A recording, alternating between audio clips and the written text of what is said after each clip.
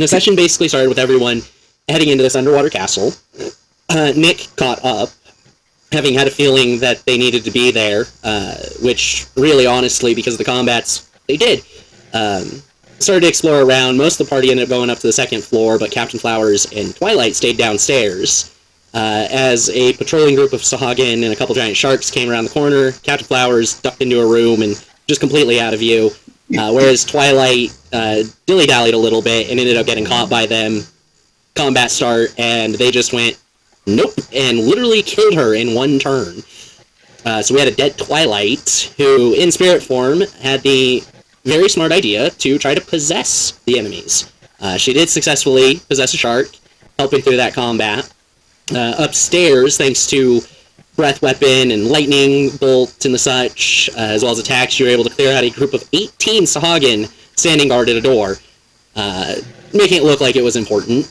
As you entered, though, instead of just fighting like had been done up to this point, there was an attempt at conversation, and you were able to have a meeting with the leader of the sahuagin living in this castle, managing to more or less strike up a deal so that, you know, they're not going to attack the Highroad, don't have to kill them, and all that, but he wanted you to take care of an issue with a prisoner they had up at the top of the tallest tower.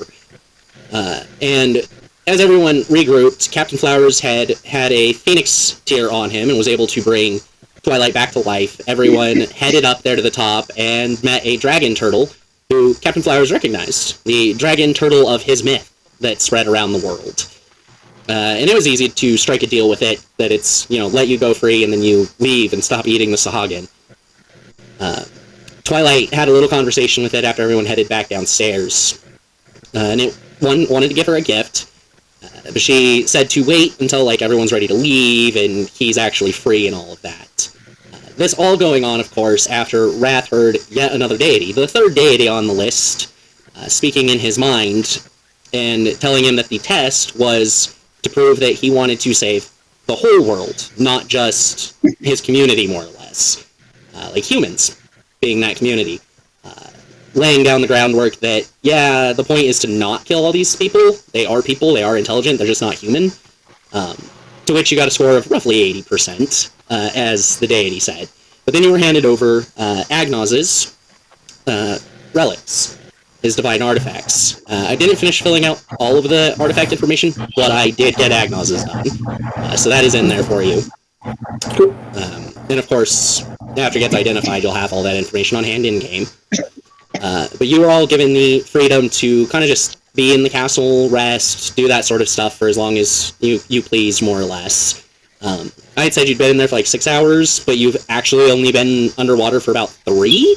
I went back and actually calculated based on speeds and such how long you would have been in there. I was way off on the initial number. So, you technically have about 19 hours left on your ability to breathe underwater. And Tempest was downstairs checking out the loot room, basically piles of coins and potions and things, and seeing all the guards there. Handed out snacks to them. And everyone else was just kind of in between things at that moment. So, that is where we are picking up. Real quick, though, I wanted to try out a variant rule in the DM's guide. I did technically change it on the roll gate sheet, but it's real easy to just do it the normal way. Instead of inspiration, it's plot points. So you all can get more than one plot point, and essentially you can use it to affect the story. And you can be like, oh, hey, there happens to be someone traveling down the road that can help us at this moment. Or you can still use it in that way of inspiration to get advantage on an attack or something. Or if it's really cool, I might just let you have an auto-success by burning the plot point. That sort of thing.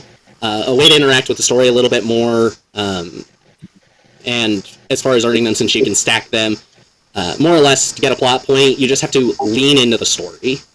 It doesn't necessarily have to be like super cool or over the top or special, but as long as you lean into the story to progress it, like fully invest yourselves, lots of opportunities. Also, like doing something super heroic or anything like that. That's what I was questioning. Is it, are we basing it off of, is it one step down from, what do you call it? The inspiration? So it goes inspiration, then the plot point, and then it has the honor? Is that how it is, or is it we're just erasing the inspiration period? We would be getting rid of inspiration and using plot points, because plot points can do the same thing as inspiration plus more.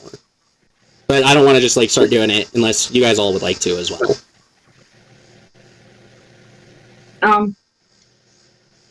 Yeah, I'm willing to give it a try and see how we like it.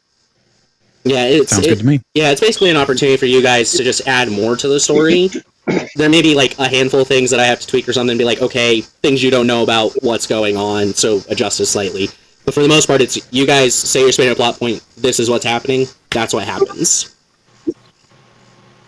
So, and the way I adjusted on Rollgate, I gave everyone one plot point right now, plus if you had a point of inspiration, another plot point, and a couple of you earned a plot point last session, Twilight specifically going, hey, I'm a ghost, and just like leaned into I'm a ghost, I'm gonna start trying to do what a ghost does and still help my friends. So. Well, I don't know about helping the friends, but hey, it was fun. Yeah. Oh, okay. I'll remember that then. Yeah. You didn't leave me as a shark. I'm pissed at you. I still saved you the end. I shouldn't have. That could. I might have said like, nope, she's dead. Sorry. Yeah, so we still have the maps, of course, in the map section, and you all have time to kind of do what you want to do. I'm playing straight poker with the. Is it the? What's his name? The sahuagin? None of them have given you a name.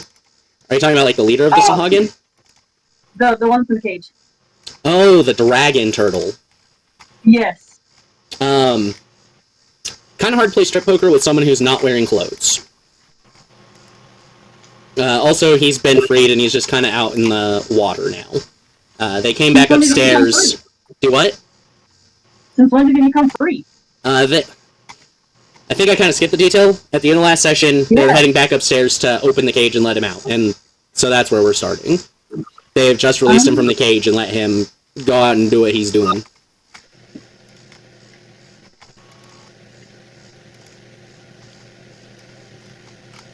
So, what does the party want to do in this castle with free time? So, did I get my gift from him, or do I have to go track that down? You had told him you wanted to wait, so he's just hanging out around the castle waiting for when you decide you want the gift. Okay, I'm gonna go talk to him. Alright. How about everyone else? Pius is going to wait out by the outside of the entrance for everybody. Alright. Rat spends the rest of his time just in the same room that he had met with Agnos in silent prayer, waiting for the party to be ready to go. Okay. Wow, you're like coming in super, super clear. It's kind of freaky. Sorry? Question? No, it's just I'm not used to having you like speak in such a clear thing. It's just like wow. Usually I get all this background noise from you. So. Sorry. No, it's cool. Go ahead. I'm sorry. All right. How about Nick? I'll head out with Pius and wait for everybody to be ready to go. Okay. Captain Flowers. Oh, I'll be out there with Pius. And that would just leave Tempest. I'm following them out. All right. What's she doing? She's following everyone else out to stand at the entrance and wait. As far as Twilight, then, as you're all kind of getting out there, you can see the dragon turtle just swimming around in the lake and about by far large enough that even through the water at any amount of distance, you can pretty much see his silhouette. And then you see Twilight kind of just go out a window and start swimming that way to talk to him. So as you approach Twilight, I just hit my funny bone. Oof. And I hit it so light. But, That's so funny now. Yes, you start to hear the dragon turtle complain because it had gone down further and it kind of smacked its arm into the water. So it's complaining about its funny bone. Before it actually, like, greets you. At least it's not your humorous. Because I'm not with you back, because then you would lose all of them. So it lets out kind of a very mighty, very loud laugh, and you can feel the reverberations and even see them through the water. He's exceptionally large and creates a lot of sound if he's not trying to be quiet. But he kind of settles down after a few seconds after your joke there and his laughing. So, are you ready for your gift? Yes. He reaches out one of his front flippers and touches you on the head. When he does so, you kind of feel almost like an electrical charge through your body. Not painful or anything, but you feel almost energized by it. And then you begin to feel a sharp pain in your back, like right around your shoulder blades. It takes a couple of minutes of going through this pain before it stops and he pulls back his flipper. But you can feel that you have a couple of additional appendages now. You have a fly speed of 30. You have wings. I have wings? You have wings. And he tells you that he brought out your hidden lineage, your hidden potential.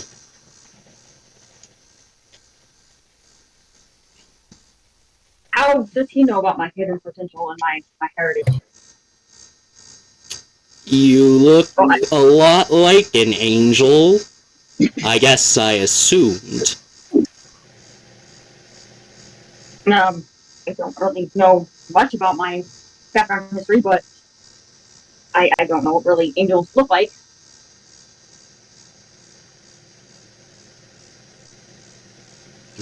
I cannot speak on your lineage specifically, but it is clear from the wings that you hold some celestial power.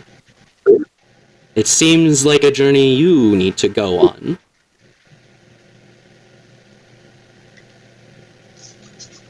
Yes, and I am on that quest to find out my heritage. Then I wish you luck, little one. I do have a question. Hmm? Do you know anything about a good basketball player? It's been on my mind for a while. What is basketball? I don't know. I just know that I had a dream and it's been on my mind. I was a great basketball player. It seems like something someone far wiser than even myself would know about. Perhaps you will meet someone who can answer your questions someday. Perhaps so, but thank you for the wings. You're welcome.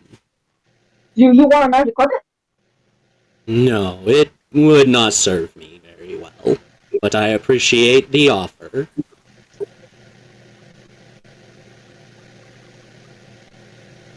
Well, I look forward to seeing you again soon. If not, it was really nice meeting you. Likewise. Perhaps we will meet again. But unlikely, unless your friend Captain Flowers happens to need me at one point. So he kind of turns around and starts to swim off towards the northern shore of the lake, bidding you adieu. He speaks French. So, au revoir, au revoir. Start saying random shit in French, like, oui, bonjour. And then everyone outside, you did see kind of a flash of white light as all of that was happening as well. So, what color are my wings? A brilliant pearl white. Are they big? Or are they like these little dinky little things that won't even get me off like the ground like 2 feet? They're proportional to your body, so your full wingspan would be about 11, 12 feet. Ooh. From end of one wing to the other. They gotta be big enough to actually carry you on the wind.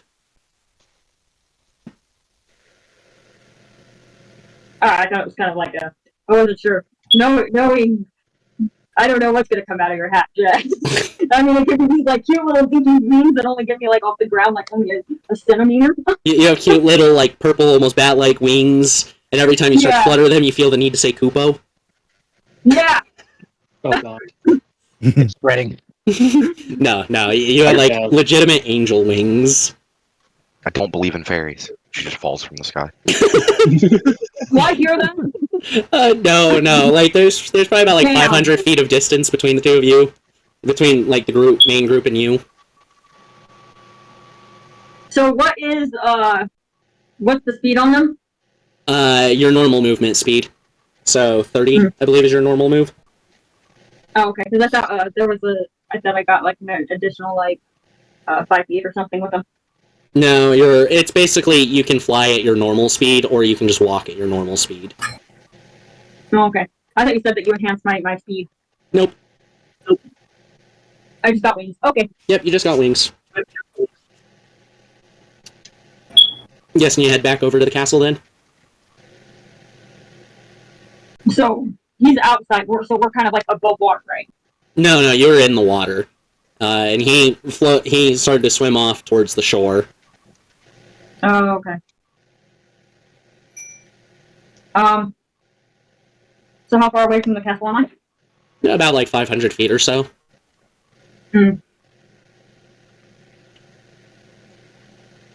So I guess I can go back to start. Okay. Yeah. So as she gets back over there, her silhouette does look a little strange until she comes into view, and you all can see the wings on her back as she gets closer. Have I made it back to the group? Yeah, you've had time to kind of finish your prayer, and you feel, you're pretty sure it's almost like an emotional telepathy, but you can tell it's the power of Agnos, kind of pushing you to head towards your friends. Okay. Do we still have the telepathy going on? Yes. Or are we back to... Okay. Yes. You all hear in your heads? Well, wings, that's quite amazing. I'm not sure how much they'll help you down here, but I'm sure they'll be nice for someone who likes flying on our carpet so much once we get back to shore. Yes, you're basically an animal now. Permanently. That's one Oh, way. you're an animal. She almost looks like an angel if they were a hippie in the 70s at this point. Between the leather pants, the fur lining on the hems, and the tie-dye shirt she wears. Nice. So I'm kind of freaky looking. Oh, very much so, especially since your eyes are just white orbs, no pupil, no iris. It's getting worse. Her eyes were like that the whole time. You got an image? Do I got an image?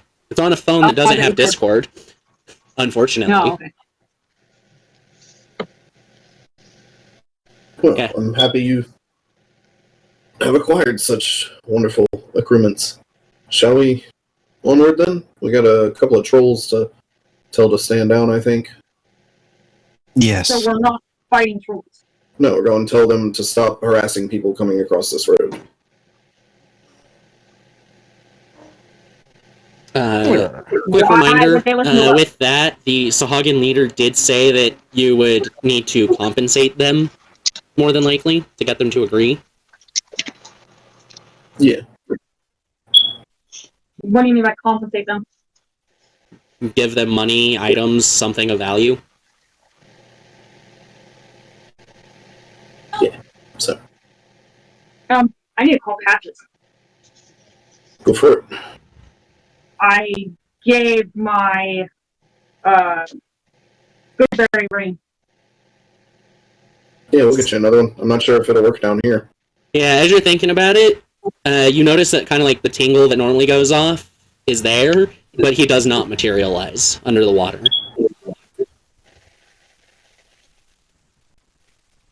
Once we get back up.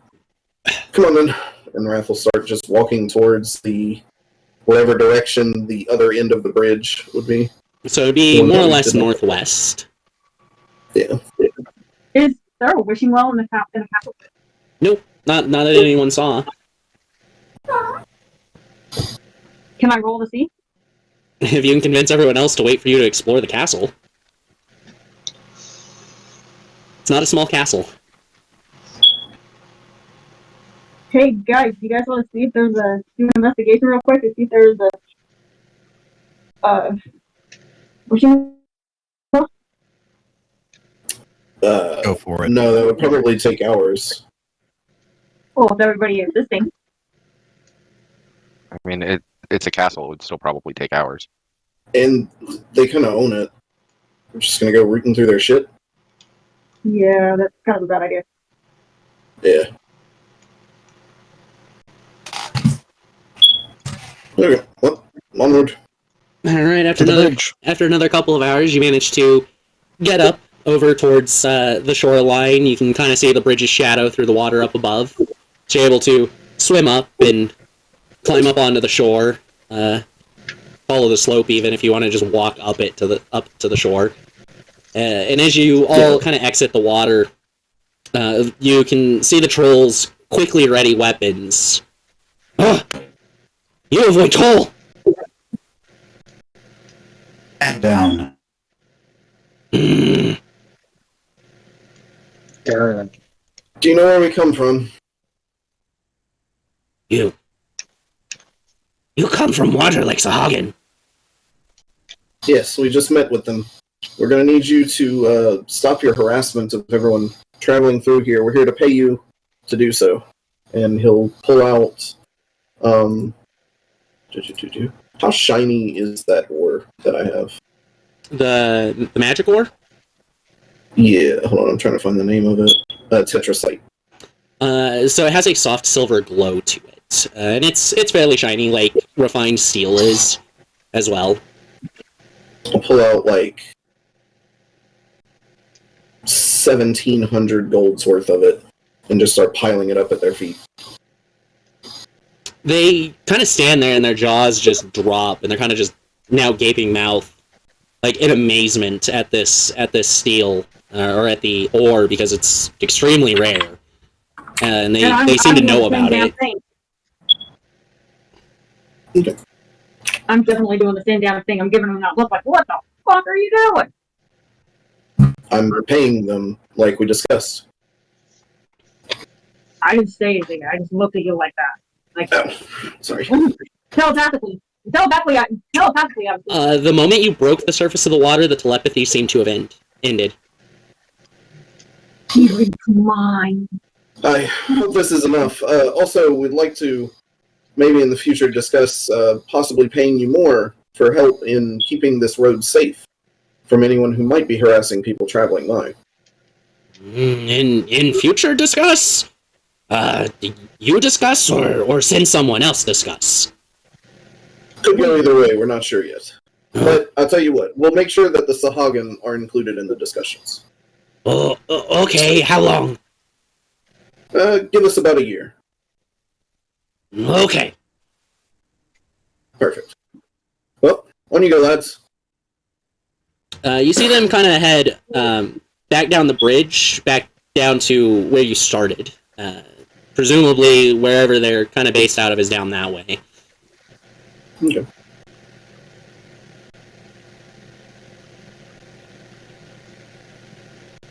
Well, should we continue on, or is everyone okay?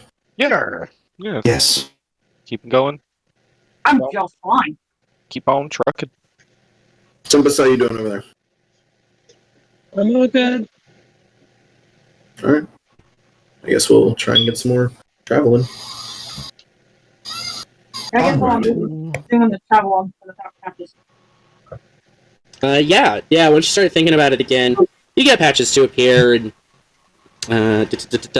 first level uncommon, 200 gold for another ring of good berries. Can I give you the carpet in exchange for that? Because I don't need it anymore. Let me pull that magic carpet up real quick for what its actual value is. Because I believe that is very rare. It is very, very rare.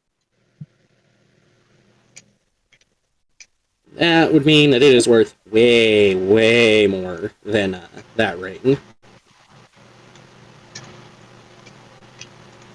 It is a very rare.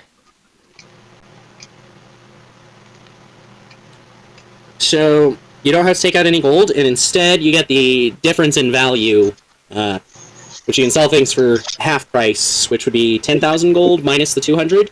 So you get 9,800 gold. Give up the flying carpet and gain a ring of Goodberry.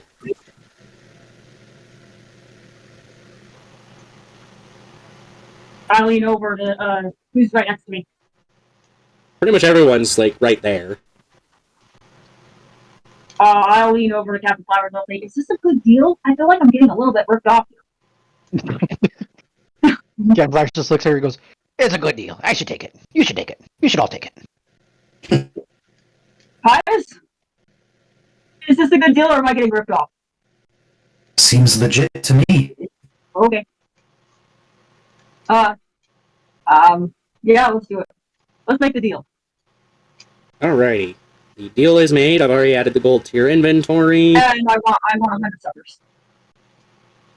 He tosses them in for free. I'm not seeing your flying carpet on the list. Ah, there it is.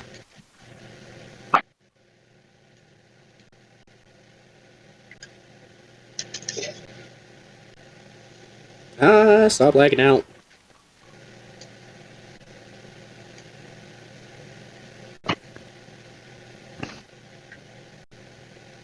Stupid thing, being a mess. So laggy. Why? So laggy. Okay. That is all adjusted there, and you are all free to continue your travels. Wee! Anything y'all are doing as you're traveling down the road? Wait, I just realized we gotta go back for the hermit and my pseudo dragon. And Mecha Gojira and the House of Cards. Yeah, we turn around. Or I turn around instead. Shit. So the trolls are kind of taking their time heading down the bridge, so you catch up without even having like dash or try to speed your way back.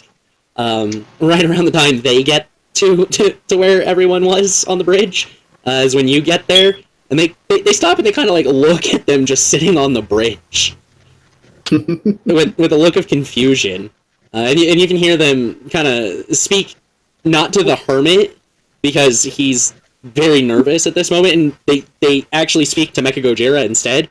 You with other people? So I'm guessing he nods yes at the same time. Yeah, yes, he The trolls just kind of like shake their heads and do a like, okay, whatever, and keep walking. As the rest of you, of course, walking up on the scene as well. Oh, you're still here, good. You let the lad. We left him. Of course! God damn it, the hermit doesn't want to come out, that's weird. Ugh. What's the matter, Don't Jojo? give much. Very well done. The hermit doesn't look like he knows how to handle himself right now, like he's excited you're back. As the nervousness kind of fades away. Well, are y'all good for travel? We're just about to get started again. Yeah, he enthusiastically starts nodding yes and kind of trying to hand back the things that were kept for safekeeping, like the letter that Tempest was delivering and the House of Cards and all that. All your paper products. Nick, can you press the digitation all the water off of us so that we don't get it wet once we grab it? Of course. Whoosh. Cleaning day! Yeah, everybody got a bath in today. There. And then gathering everything up, unless anyone knows anything, we'll go. Nope. Good to make some progress today. Alright. So as you're traveling down the road, it keeps a pretty uniform width along the way, about 20 feet. Trees lining, not super thick. It is, again, at this point, it's turned back into all pine trees. And... Oh, brain, don't shut off. Don't shut off. Wow. Brain going down. Quite literally, I had, like, an absolute zero pure blackness in my brain for a moment there. Jeez. As you're going down the road, You don't notice anything too out of place. The snow's kind of getting thinner, so you can tell that you're getting further past where the storm had hit. It's probably about like 32 degrees Fahrenheit right now at the moment, and the sun is out. It's all clear, and you can hear the sounds of all the wildlife rummaging around everywhere. No sounds of like harpies or anything problematic. The forest seems very alive here and relatively safe over the next few hours. What was that, Wrath? I just said wonderful. Yeah. Awesome. Somewhere around like 5 p.m. or so, though, after you've been on the road for about 4 hours, the road kind of heads into almost like a cliff face. The mountain itself seems to have lost a natural path, and you're entering one that's been carved out through the mountain right here. Oh. You're not completely sure how far it's going to go, but presumably if they chose to carve through it instead of go around, it's going to be a fairly long stretch inside these caves. I can do mold earth and see if we can do that way. See if we can. Well, there's a path. Yeah, this is a man-made tunnel, about 20 feet wide, 20 feet tall. You can see the structural beams about every 5 feet, helping keep it from collapsing. And the road itself actually does continue. It is still a yellow brick road. Let me just follow the path through. It'll be alright. Is there lighting in it? There are... It looks like they kind of just embedded rocks next to each of the support pillars that are producing a soft light. So it's dim lighting in this situation, but there is light. And the rocks are just glowing on their own. Detect magic. They are definitely magic. They seem to just be enchanted with like a light spell, so they just permanently stay lit. Just a low power one.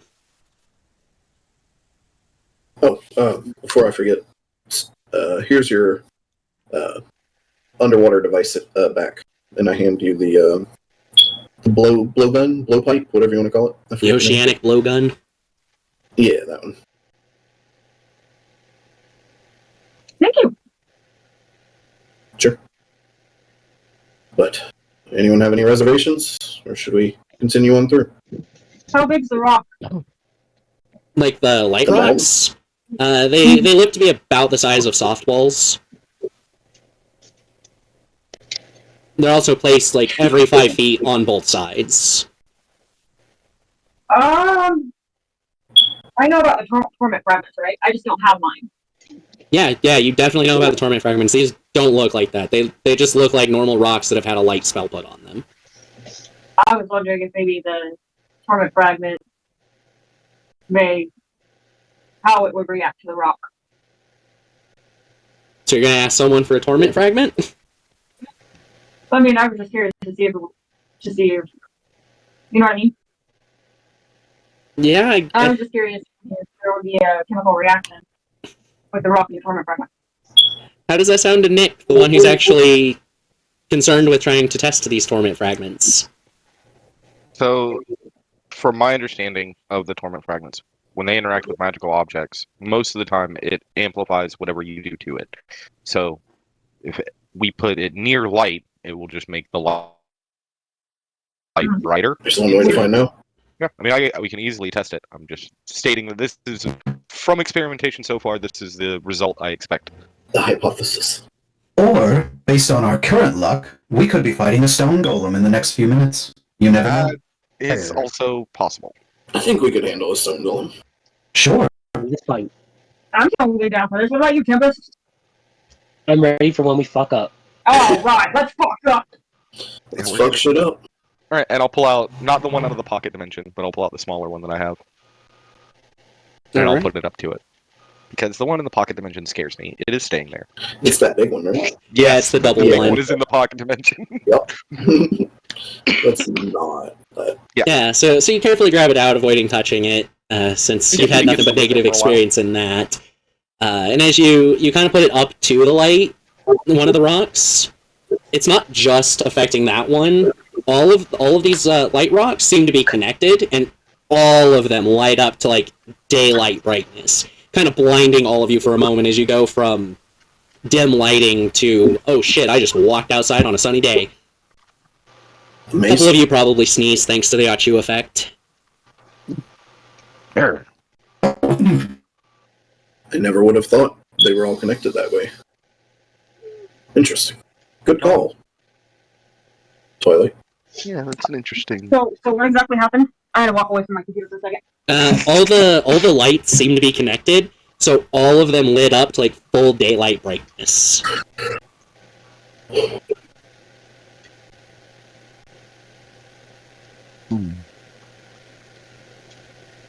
I just started singing that song. I can see clearly now the rain is gone. It's gonna be a bright, bright, bright. Sunshiny day. There you go. I'm gonna take one of the balls of the rocks. Okay. I'll take one Put too. it in my pack. You want to put it in your pack? All right. Yep. So does Twilight. Well, she was actually the first one to actually pick up. She asked how big it was, and so you said it was just like a small ball, so she just automatically picked it up. All right. Well, it's more like jerked it out of the wall. But yeah. Okay.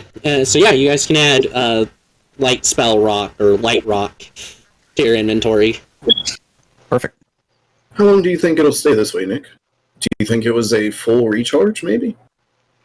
Let's there's variables here that are interesting to me. A reminder that I'm not an enchanter, and honestly, Captain Flowers might have a better idea. That's true. Flowers, what do you think? Err. Did the ones they take out diminish the ones next to them either way at all? No. Err. No, I don't believe they would do that. Yeah, their connection seems to be an intangible one. I wonder how far away you'd be able to get one of these away from the source of its magic. What if that detect? Wouldn't that be a detecting magic type thing? So, detect magic will tell you the property Right. of Yep. the magic, but it won't. It's not going to break down. That would be identify. That would Does break it anybody- down more. Who has identified? Who do you think has identified? Multiple Two of people. us do.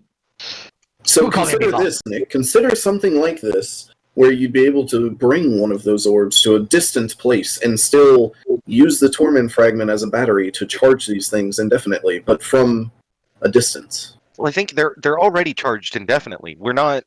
I don't think we're charging this. I think we're overcharging the spell, if anything. Oh, okay.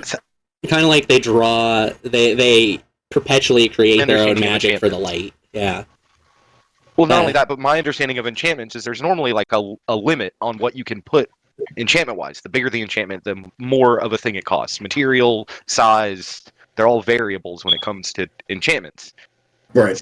So, But the light spell is a fairly easy spell to cast, and it's not, whenever you or I cast it, it's not dim light that we cast. It does throw dim light after a range, but yes, but if they put a lesser light spell on it, we've changed it to a full blast light spell. My question is, are we then overclocking essentially the spell and the limitations? So, whereas if I have this normal enchantment, and it is dim light that is being cast from this enchantment, and I start overclocking it and making it do more than that, will the enchantment burn out twice as fast? I Is it got going to consume Well, something? they usually don't burn out at all, though. They're perpetual. I have a quick question. So as you've been sitting here talking, have you pulled the torment fragment away from the light? Or are you still holding it next to that light rock? I would. I think as we talk, I'll start experimenting and taking it away from it Okay. So and see if it dulls back down. when you Okay, pull it so away, you do basically- notice it dims, but it doesn't dim all the way back down. It dims to a spot kind of in the middle. And every time you move Can I it closer, it goes back up to that full brightness and just back and forth. But the range you pull the torment fragment away doesn't change the bottom line for the brightness. Let's test this as well. One of you hold out the one you took from the wall and put the torment fragment against that and see if it does the same thing for all of them. I have elemental.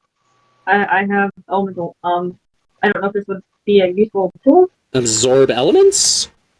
Yeah, something like that. Observe elements or something. I call it elemental. I That don't know reduces damage. That reduces elemental damage you take. I'll Oh, hold okay. out my rock. Okay. I'll hold up mine. Sure, we'll put it up to both of them. Okay. So as you get close to the first one, all of the lights brighten up again. As you get the second one closer, the light gets more intense, as both of them are now being affected by it. So bright, in fact, that you are blinded by it. And in this kind of bright light that's blinding you, you think you see the figure of an adult male, about 5'11" tall. In the light? Yes, you think you see the silhouette of a person like that in the light. They seem distant and kind of fogged out, as if they're not fully there. Oh my goodness, it is my man JC. I'm gonna pull that away. Then at that point, the moment I see a figure, are they moving? Or are they just standing there? Like Just standing, arms at their side. Menacingly. Pixie's husband. What was that, Twilight? Huh. Is it Pixie's husband? No, that is like a 12-foot man who looks monstrous. This looks like a 5'11" human. You can't tell about ears or anything like that. Is he my basketball player? No, He's 5 definitely foot. not. No, he's not a basketball player. He's not 6'6". He could be. He could be just a very short one. Yeah, if he Well, wants to be a they are. bench warmer. You don't know how you can jump. Come on. Yeah, as you pull it away, the light goes back down to that lower limit since the first time you brought them close, and it does take about like 30 seconds to a minute for your eyes to refocus and get used to this level of light. Okay. So there's an entity within the light. We all saw that? Yes, everyone Anybody did. looking at the light? Yeah, that was disturbing. So- About this time, you also hear the echoing noise of a roar coming from far deeper down the tunnels. The way we're going. The way you're going, yes. Okay. Well, I have something I want to try tonight, but we can wait until then and deal with whatever's ahead of us first. I don't think we should camp in this tunnel. Are you sure? It didn't sound that. Can we see an exit on the other end? No, you cannot. What time of day is it? So it's just a little bit after 5. You guys have only kind of barely entered the tunnel. But you figure this tunnel probably goes on for at least a half a mile. Like, that would kind of be the dead minimum for them to have felt the need to cut through instead of go around. 5 p.m.? Yeah, 5 p.m. Maybe we wait on this side in case whatever that was is coming through. Want me to fly? Yeah, if you want to. Go for And I it. can eat it. Well, my wings actually. Are they? Wait. You could fly around the mountain, maybe. I don't know. Or a bat, maybe, could probably fly through there. Well, we heard the roar coming from straight forward, right? Yeah. On the other side. And you All figure right, it's I'll go probably check pretty out. far, given how much the echoes diminished and been warped. Well, I can try to go scope it out if you want. I'd definitely rather know about what made that noise. Well, my concern is if it's something big, being by yourself might not be a good idea. Right, but I can outfly. And I will also look down at my arm where it says mage armor, and I'm gonna cast mage armor on myself. You're as far as flight goes, this space is 20 foot wide, 20 foot tall. Your flight's not any better than your running in a confined space. Flight is for open areas. How fast is the carpet? Slower than you. You also sold the carpet, so Well, I know. I was just curious. I forgot to ask the question. yeah. Flight's not necessarily helpful. The bigger thing is that you can turn into small creatures that are hard to see. So, does my creatures get the wings too, no matter what I turn into? No, you turn into that creature. Because we have wings.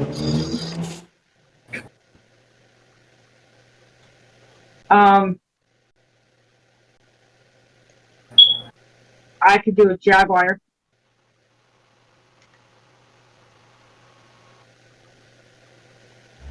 Yeah, it's up to you what you guys are gonna do. I mean, I feel I like I need could- to scope it out. I could find familiar real quick.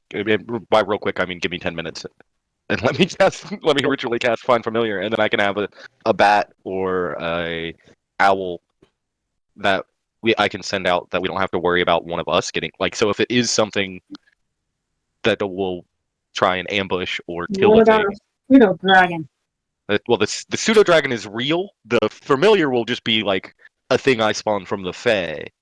So if it dies, I don't care. That's so mean to Or I say could about also- Handy.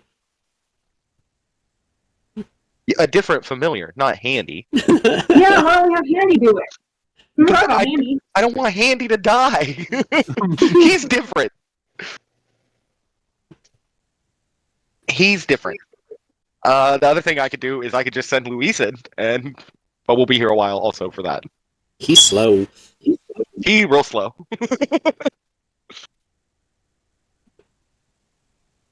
Those are the things I can think of at the moment. Or I could just go on ahead and check it out. Yeah, I mean, or we could just. I really like your idea that just take 10 minutes because I think that would be useful with all of the shit that's been happening to all of us. Let somebody else take the lead. I mean, or we can also just keep going and deal with it when we get there. I am fine with either option. I want more steak. Either way, I am going to take that thing's head. And Wait. It might be something that, could help us along the way. So I honestly like that idea. In my life that I have lived, I have never heard something roar like that and be friendly. You didn't hang around many bugbears, did you? Well, unfortunately, yes. So I wish my smell sensors weren't working. you all kind of get semi-interrupted. As far as how interrupted is your choice. As you hear a voice just a little bit back. Oh, you stop. Good. Me forget warn. The tunnel come alive. Tunnel eat people. Be careful. Oh, Oh, but what you mean, eating people? let's have this conversation outside of the tunnel, please. Wait, what said that? Come on. The It's troll. alright, One of the we'll talk trolls about has it in a caught up second. with you. Or did it sound like a troll or? Oh yeah, no, it's a troll. You can see it. It's one of the trolls from the bridge, and it looks like he's been running to catch up with all of you. Thank you for the information. Can't make deal if you die. So, like, what? Does the tunnel just, come alive? Deep in tunnel. Sticky, slimy things. Grab and eat. Oh, Thunder. like gelatinous cubes? Is that what you're referring to? What's gelatinous cube? Okay. Well, hold on. And I reach I in give him one of my my suckers. bag of holding and I pull out my sample of a gelatinous cube. Similar to this. Yes. But It like that, except it gray and black. Mm-hmm. Yes. Okay. Very useful. Very useful. Is that it, though? Is there anything else about the cave that you should tell us? We not go far. We not go past there. But we hear loud roar further. What is the loud roar? Not know.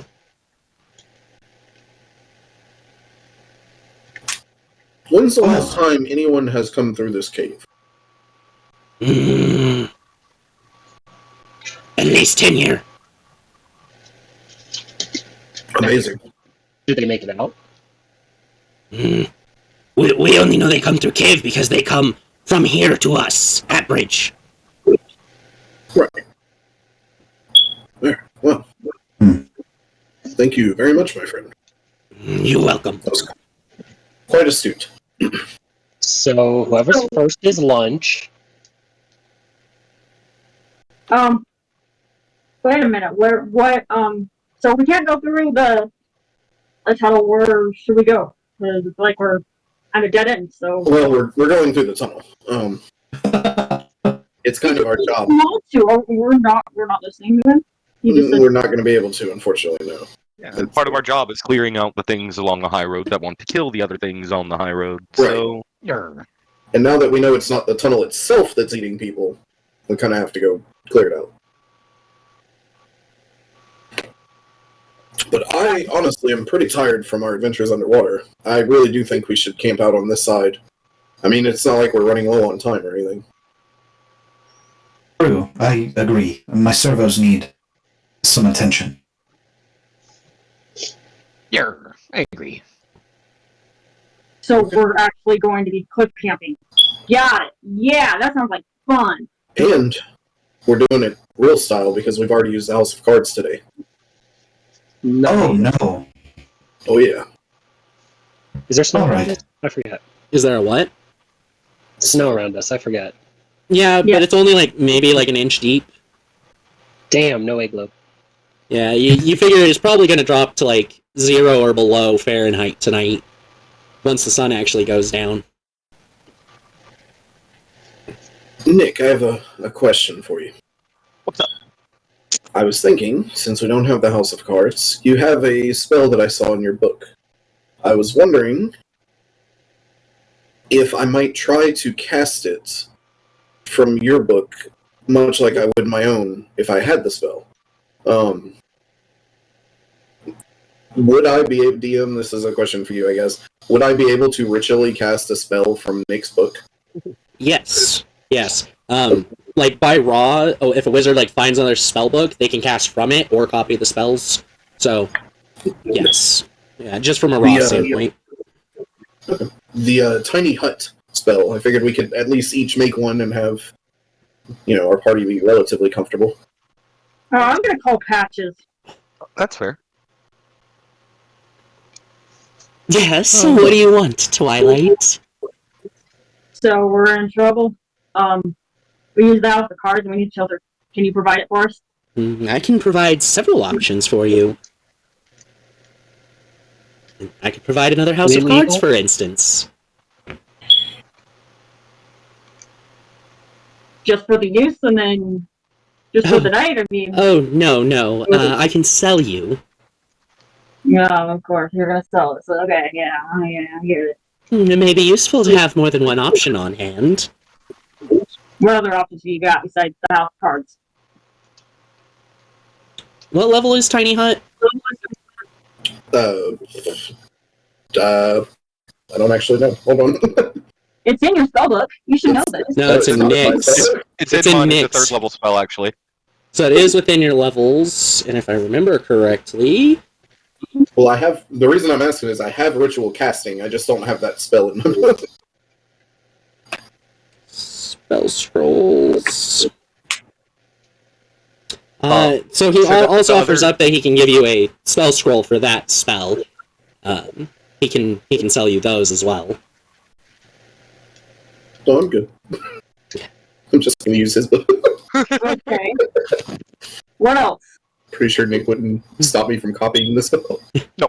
I would not. At this time, I can't really provide much else. There's an item known as an instant fortress, but unfortunately, your strength isn't high enough for me to be able to send you one.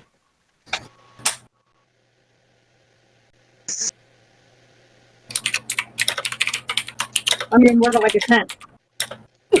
I could, of course, sell You you could- tents, but they're little better than just sleeping on the ground, in my opinion. Say what? Tents are little better than just sleeping on the ground, at least in my opinion. Well, we just need something to, it's going to get down to freezing the night end. So we need something to be warm. I believe your allies were talking about a way to handle that. Or I can sell you a House of Cards. It's your choice.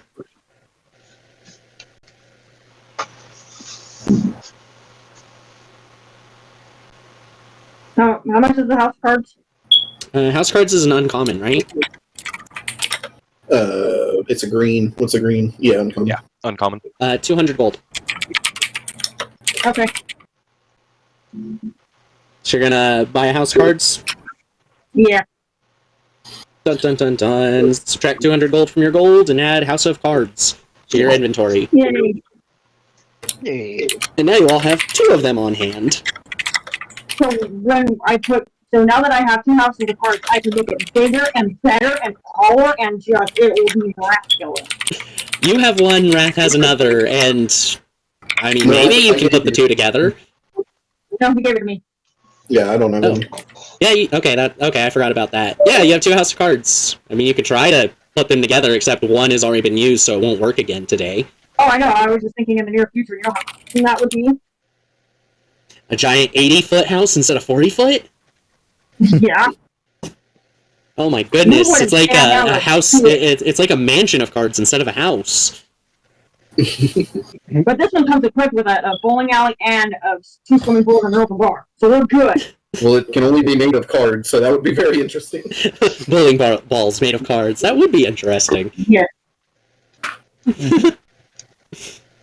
Yeah, he sells it to you and fades out as normal. You're all kind of at the entrance to the tunnels currently. It's about 5:30. About a half hour's passed with the walking in, out, all the conversation, experimentation, etc. The sun is going down at this point. Well, I'm gonna go get something to cook. If anyone wants to join me. What, you don't want any of the meat I got? Oh, yeah, we do have a ton of meat, don't we? Oh, I have bear meat. What am I talking about? Come on, let's set Bear up. meat, shark What meat, did you goblin meat. Let's set up camp. Grr. I'll start gathering wood. Alright, go ahead and roll a survival check to find wood that's dry enough to use. 21. 21! Where's my house of cards? You might have to add it to your inventory still. Oh, okay. Yeah, there you go. 2. So at the 21, you notice that off towards the west side of the road, it seems to be a bit drier that direction. The snow hasn't built up as much from what you can see just right there on the road, so you head that direction to look for wood. And you get about maybe 500-600 yards away from the road itself, and you find it's a fairly small tree, but it looks like it's withered and died. It's fairly dry and wouldn't take much to cut down and take back, but you can feel an ominous presence in the area. That's not Jess, good. did you add my gold to me from the Yes. magic carpet? Yes, I did. Okay. Be right back. I'm gonna spend the time to just scan the area, see if I can see anything around me. Go ahead and roll a perception. Ooh, 24. Nice.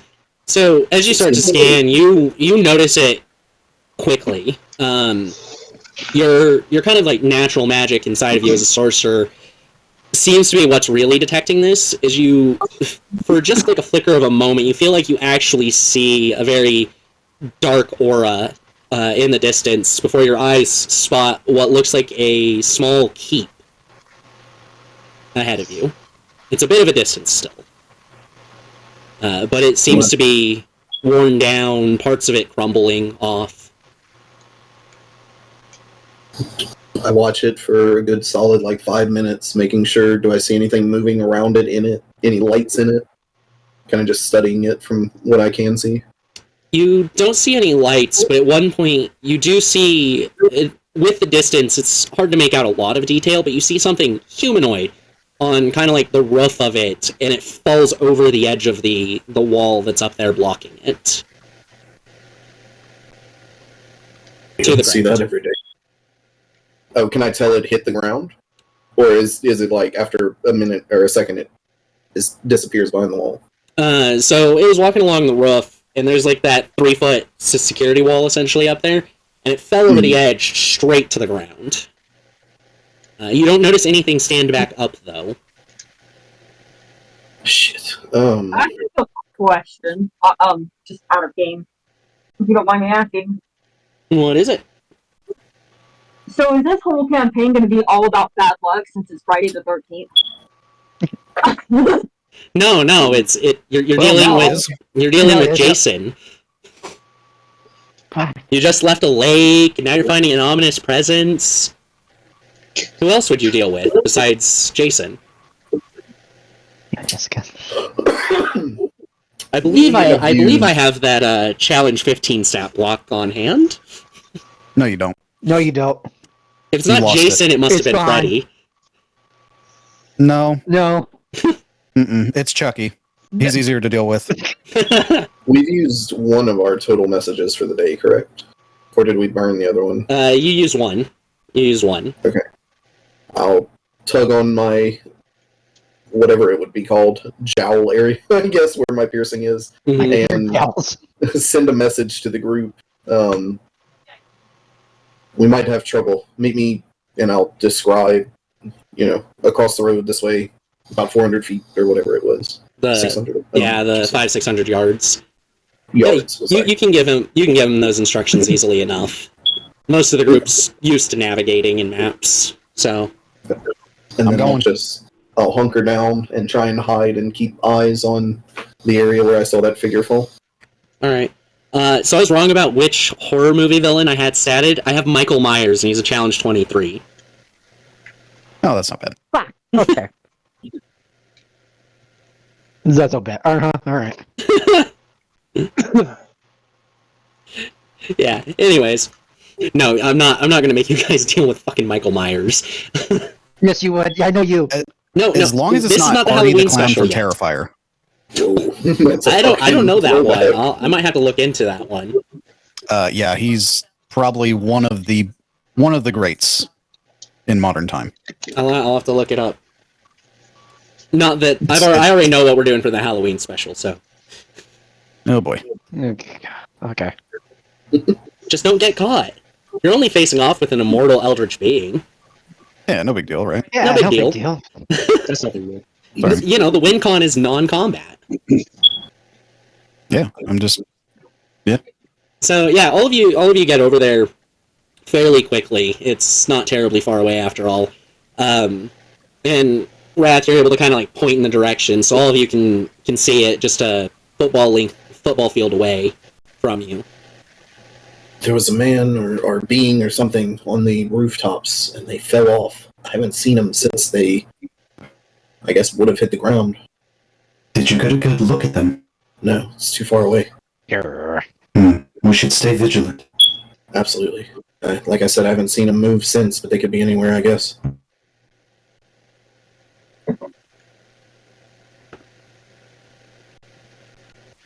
Well, do we want to move forward, or? Stealthily. Captain Flowers moves stealthily with Mama Mia in his hands. With raw meat in his hands? Mama and Mia. His Okay. Okay, I completely misheard that. Mamma mia, raw meat. Okay. Your axes are now made of raw meat. Good to know. Anyways. Yeah, you. I'm gonna be stealthy away from everybody else because I don't want to draw attention to everybody. Okay. Everyone choosing to be stealthy as you approach. Roll a stealth check for me then. So are we not in the house cards, or did You have the House of Cards already set up back at the cave entrance, but to meet Rat, you had to go that direction. 18. That was with disadvantage. Damn. Right? 18 with disadvantage? Yep. Oh, because of your order? Yep. The one below it looks to be a 2, though. All to you. 5, baby. Hey, This is exactly why I did it away from everybody else. I got a 5-2. Hell yeah. Yeah, and the hermit stayed back with the House of Cards, just so it wasn't unoccupied. I got a 22. Okay. Tempest, I still need yours, and Twilight, I still need yours. what am I rolling? Stealth. Dice. Rolling dice. That's what the Dork Adventures are all about. Rolling dice. The Dork Adventures? This is not a dork game. This is absolutely a dork game. No, it's not. It's a cool game. This is the Dork Adventures.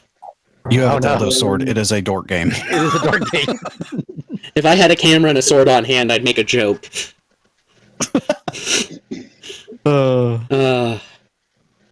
What am I doing? Stealth? Yep, stealth. I don't know how the hell. Is it D20 What's plus your advantage or stealth no? modifier. No advantage, no disadvantage. Okay, 18. 18, alright. So, those of you that rolled the 5 and under, you can tell you're not really hidden, but you also kind of don't think you're going to manage to do much better at the moment. The rest of you feel fairly well hidden as you approach. So those of you that rolled low, do you want to change up how you're approaching it, or do it in some specific way? So I'm pushing at them too. You're good. You're good. You didn't roll a 5 or lower. I can change. I can do a change. You're good. You're good. Nothing you do is going to help. I'm going to try to cause a distraction to get if it is focused on something, I'd rather it be focused on me than everybody else. So you're heading down the line, ready to make a ruckus if necessary. I'm purposefully like bumping into trees, stepping on the biggest sticks. I'm trying to make whoever that is notice me. Okay. Nick, you rolled under 5, correct? Yeah. All right. I'm not doing that. I just don't realize what Pius's plan is, and I'm just walking with it.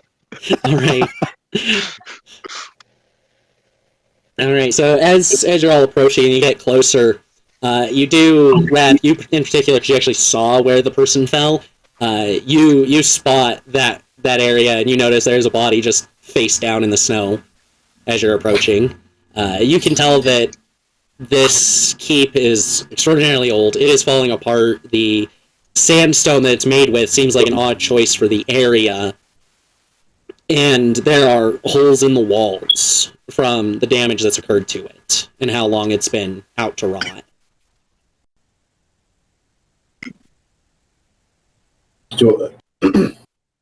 Alright. Well, it looks like they didn't get back up, apparently. I'm gonna start walking towards the body, kind of cautiously. Okay. So all of you get actually up there, and you haven't noticed any movement or any type of creatures, nothing through the windows or anything like that. But once you get close enough, you notice that the body on the ground is rotting. There are chunks of flesh missing and bone exposed. Ew. That's very rapid. I could have sworn I just saw this thing walk out there. I'm gonna poke it. Oh, poke it. Yeah, you poke it, and you notice that rigor mortis is already fully enveloped this body. It looks like it's been dead easily a decade. Oh my god. He's dead. Yeah, yes, he's dead. Really? Anyways, so what now? Let's bury him. I'm sorry, what? Let's bury him. Bury him? Barry? Pretty sure it's good. Okay. I'd rather not. We're not burying this. Why? Um, People die all the time. With Look my up at that tower. sorry, go ahead. What do you do, Raph? You go. Look up at the tower where you fell from. So you look up at the top, and it's not really like a tower, it's more like just a flat roof keep. The space doesn't look exceptionally big up there, maybe 20 foot across. And you do notice a crow perched on one of the part of the railing up there. I'm going to get them. I'm going to get it. I'm going to fly and try to get it. All right, go ahead and roll an athletics check with disadvantage because you're still learning how to use your wings. Twilight, what are you? What if I turn into an owl? If you want to use a wild shape on that, go for it. So you said the body's been. It looks like it's been there for a long time. With my cleric knowledge, would I be able to tell if the spirit has passed on? I want you to go ahead and roll a religion check for me, Pius. All right, I'll do it. I re-rolled that one. Yeah, you re-rolled the nat 1. Let me... That's not where I need to look for that information. Yeah, that Christ is my religion. All right, there it is.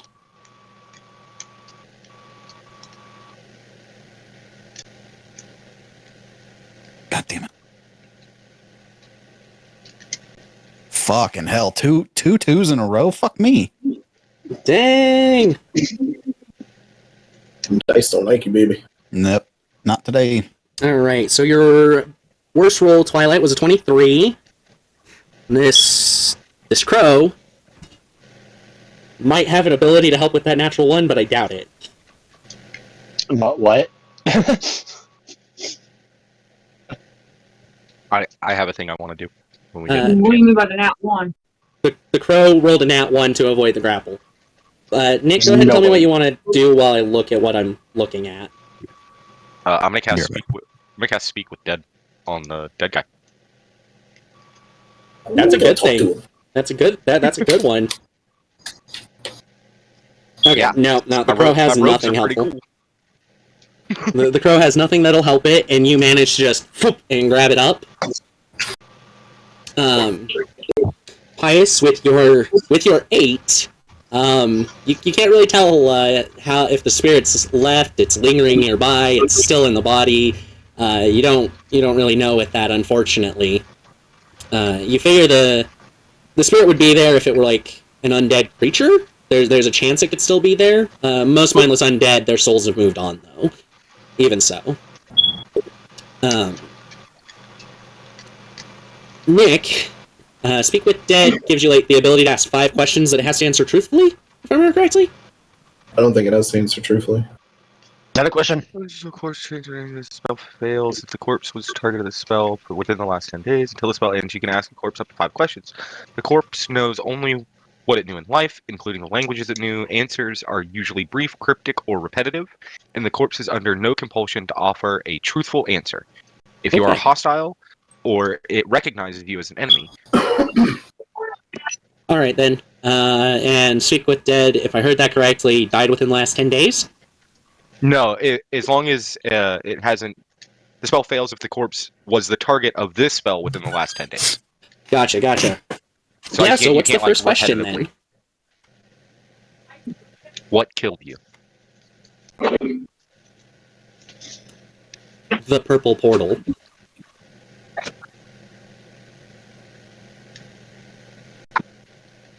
Where are you from? The Sword Coast.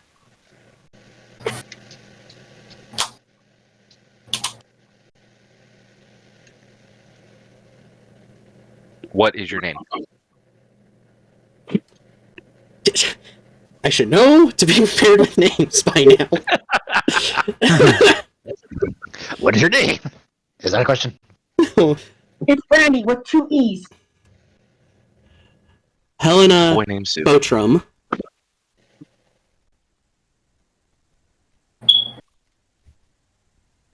All right, forgot name. What else? I've got one more question. Right? No, I got 2 more questions? 2 more questions. Yeah, you got 2 more questions. Any ideas, guys? She looks at me and goes, you have 2 more questions. Yeah, this corpse that doesn't... It's so rotted it doesn't look female, but it gave you a very female Nuri name. Like, epitome of a human woman. Yeah. Anything else that we need to know, guys? Can we bury it? So, Twilight, you are currently Not not yet. in the middle of this. Whose keep is this, maybe? Do you know whose keep this is? Oh, I can't think of the major names on the Sword Coast. Oh, God. And I didn't write any down. So we'll just make one up. Lord Oligard. Okay. So what questions do we actually ask it? How it Oh, you died, off the roof. Okay. where it's from, its name, and whose keep is this? And if we still had 2 questions. I'm not gonna count that one. Damn it. It would be hilarious, but I won't count that one unless you want to spend a plot point to make that happen. Yeah, fuck it. I'll do that. It's Nick's first time casting the spell. He didn't. I don't fucking know. Yeah. All right. So plot point. Yeah, you would ask it. So we have 2 more This is like- questions, and it was like, yes, no. Its response would have been no. 1. Now that you've asked this question. Yeah. There you go. Man, So yeah, I like that. your 5 questions are burned. All right, it's done. And then back up with the crow and Twilight, though. So you go and you go to snatch it up with your hands, and you catch it, and it's struggling, and it's fighting back, and surprisingly strong given the fact it's a crow. You're not used to your wings, so it's kind of throwing off your flight path. And as you're trying to like get back down towards everyone else, an attack is rolled.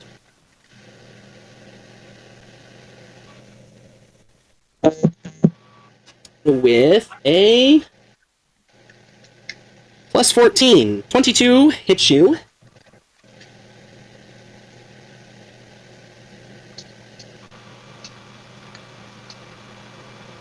Okay, that's not a roll. Animal handling while I'm in here. Animal handling is not going to help. No, it no, I deals, was just curious. but yeah, animal handling doesn't necessarily have to be exclusively verbal or physical. It can be any number of combinations, but it just in this case it won't help. I didn't know if I have to use it on the ground. No, you can use it kind of wherever, Oh, okay. as long as it makes sense for whatever you're trying to do. Right. It's Twilight. How much? Took 14 damage. As Do I still have it? Do what? Do I still have the verb? Or no? Oh, no. That's what I'm describing is what happens to cause this damage. Your hands definitely lose grip as it changes into a tiefling man wearing fairly ornate clothes, and you recognize the crest of Canehurst. I didn't hear what you said. So he, hold on, let me backtrack. As you're like struggling with it, moving down towards the ground, he turns from a crow into a tiefling man wearing a fairly regal outfit. The crest of Canehurst very plainly on his chest as he swings a greatsword upside your head, knocking you away and turning back into a crow to fly away. And this is about the time everyone down on the ground, you're only like 15, 20 feet below her at the moment. Like, you just asked the 5th question and you see this. What? Really? Nerd. Isn't that a relative of yours? I'm getting so sick and tired of this. Me too. That fucking hurt. God damn it. I don't care if they're gonna beat you guys senseless for things, but at least say hi to me.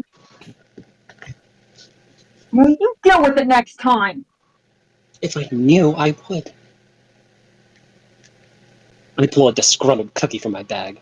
You have already pulled a cookie from your bag today. No! Yep. No, sucker? I offer a sucker. Here you go. Suck on that. I aggressively take it. No! Yeah, so you're outside this area. Twilight just got smacked upside the head with a great sword, to which the person turned back into a crow and flew off, and you're discussing that whole little incident right now. But going back to that use of the plot point, so the purpose of the plot point is obviously to help you and to further the story. Seeing as you essentially furthered the story, you made something happen in story. There's still a little bit to be gained though from this.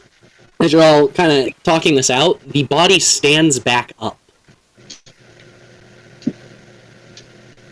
I knew I should have buried it. Should I cut its head? Is this supposed to happen, Nick? Ooh, it's not for me. Oh, Nick, you definitely know what this is at this point. This is a zombie. Yeah. Unfortunately, for Speak with Dead to have worked, that would have meant it needed to be fully dead and not undead.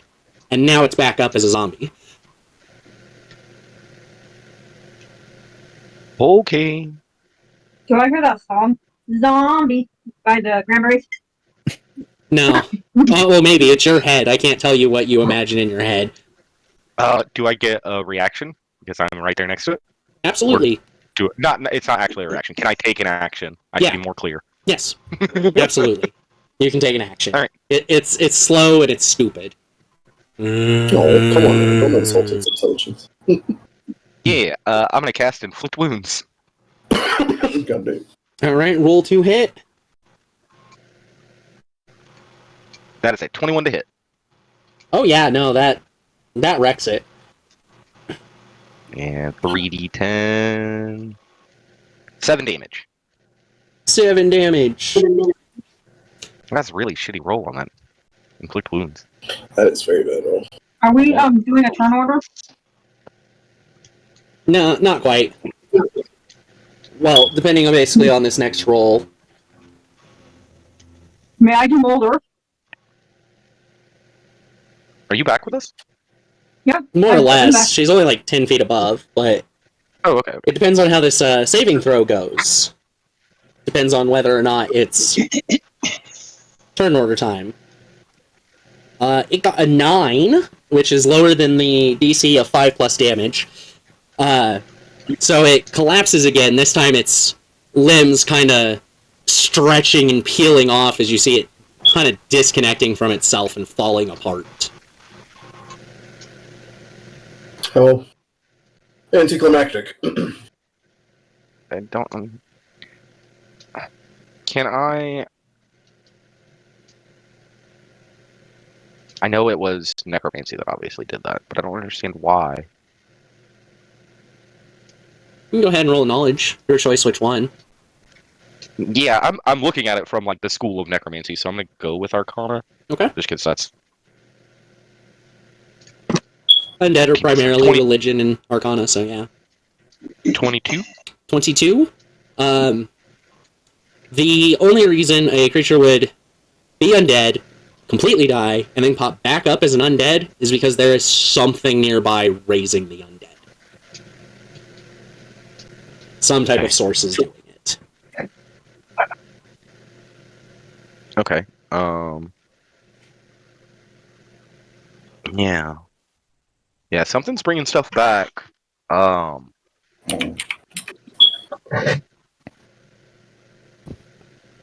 Don't like this.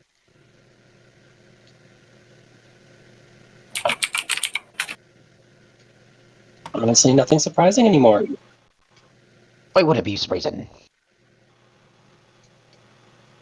Are there any tracks around where we're at? Any footprints or anything? None. Okay. I'm gonna cast Detect Magic. This place has an overwhelming amount of necromancy coming off of it. Okay. The whole space does? There's not like a focal point from it? Yeah, if you would surmise that the focal point is probably like the center-ish of the keep itself, but the entire keep is just radiating with necromancy. Okay. How would that affect the torment wrap? The out-of-game, to help assist this question in future endeavors, the torment fragments either do something because it is explicitly plot at that moment, or because you all have attempted to do something. Okay. They don't really react passively. Okay. Thank you. You're welcome. Well, shall we find a way into the keep? Weren't we gonna try and take a rest before we got into anything? I don't want to go in here True, yes. half-cocked, per se. Bless you. I will try to figure out... I'll keep an eye out while you all sleep. Just to make sure. We have the heart. And Pius kind of looks at Nick nervously because of the necromancy in the area. Yeah. Yeah, I don't like it either, but let's get out of this space. Move a bit away. Back to the House of Cards. So, just because we have a little bit of a break here, I want to make a joke about the half-cocked. You'd rather be full-dipped down, not half? Yes. Always. With a glass of wine. With a glass of wine. I do have some things I want to do before bed. I am... So when we get back to base, I am going to cast Alarm. Good spell to cast. Error. So I'll take some twine and make like it'll look like an electrical fence almost, but it's just normal string. And I'm gonna mark out a 20-foot cube around the area. Okay. Um, What is the And that alarm should if help. it goes off? I have a bear trap. We can. So my wake up music is actually like in real life. My alarm is "Get the Fuck Up" by Korn and Skrillex. So Fine. that's what it plays. All right. All That's right. funny. That is awesome. And then I have something, and I'll tell everybody because I have a thing I want to try with one of the torment fragments, but it's going to take me a little bit to do because I have a couple of things I want to do to prepare for that. All right. Well, we'll go around the table for what everyone's doing before sleep, and we'll start with Nick. Okay, so I am going to ritually cast Comprehend Languages. Okay. I'm going to ritually cast Unseen Servant. Okay. And there was one more. I think it was Alarm that I was thinking of. Well, alarm is done on the list. And I'm going to cast Shield of Faith on Pius. Yay. All right. Hooray! Right? Because that one. And then. Give me a moment. I'm going to have Dispel Magic prepare, like, not going, but like in my mind, essentially. Okay.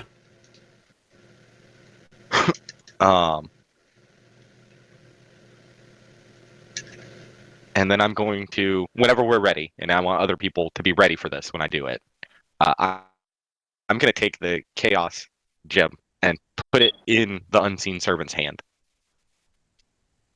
All right. So we will But continue I want around the everybody table. else to, yeah. Before that happens, you all know that Nick is preparing to put a torment fragment in the hands of the Unseen Servant. So we will go with Tempest. You know that Nick is preparing all of this, and it's getting ready for bedtime, doing whatever you want. What are you going to do? I'm going to pitch up in the nearest corner with my scythe pointed out, waiting for something bad to happen. All right, that bears a question for Nick. Are you preparing to do this outside or inside the House of Cards? I'm going to do it outside. Okay. So, okay. Tempest, you can adjust how you're doing this. I'm going to just cozy up into a ball and try to sleep. Oh, that's the other thing I was going to do. Sorry, because none of that is concentration. Right? Shield of Faith. Give me a second. Continue. I'll Yeah, add it not, at the end. if you cast it as a ritual, no concentration. I don't know if that's raw or not, but that's the way I run it. No, Shield of Faith is concentration.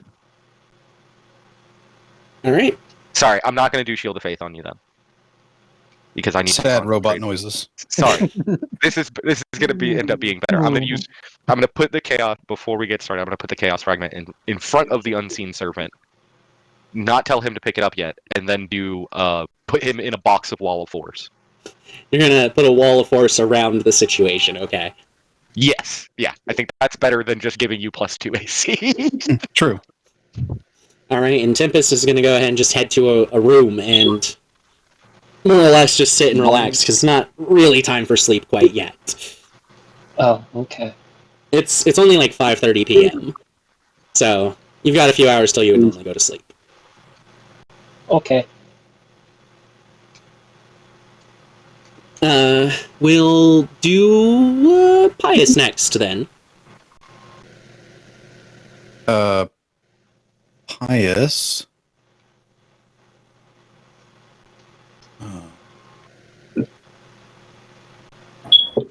He's going to try to make. So I'm sure you'll need to roll a percent for this. Probably. But can I smelt things in my belly? We have a forge. Oh, that works. Yeah, and I mean, you can always plot point if you feel that that would be a valid thing that you might actually be able to do. To just say yes, no roll. You did Okay. poop a weapon. True, Yeah. but I needed to eat a lot of metal for that. I guess I could just pour all the bags of ball bearings in my mouth. I have a lot of ball bearings too. I want to try and make some kind of necklace out of the light rock. Make like a casing for it, and then chains coming off the sides Okay. to wrap around my neck. And you have metals. Yeah, we can. Your choice if you want to use a plot point or not. Otherwise, I'd say there's about a 50% chance that you could willfully do a small amount of smelting like that.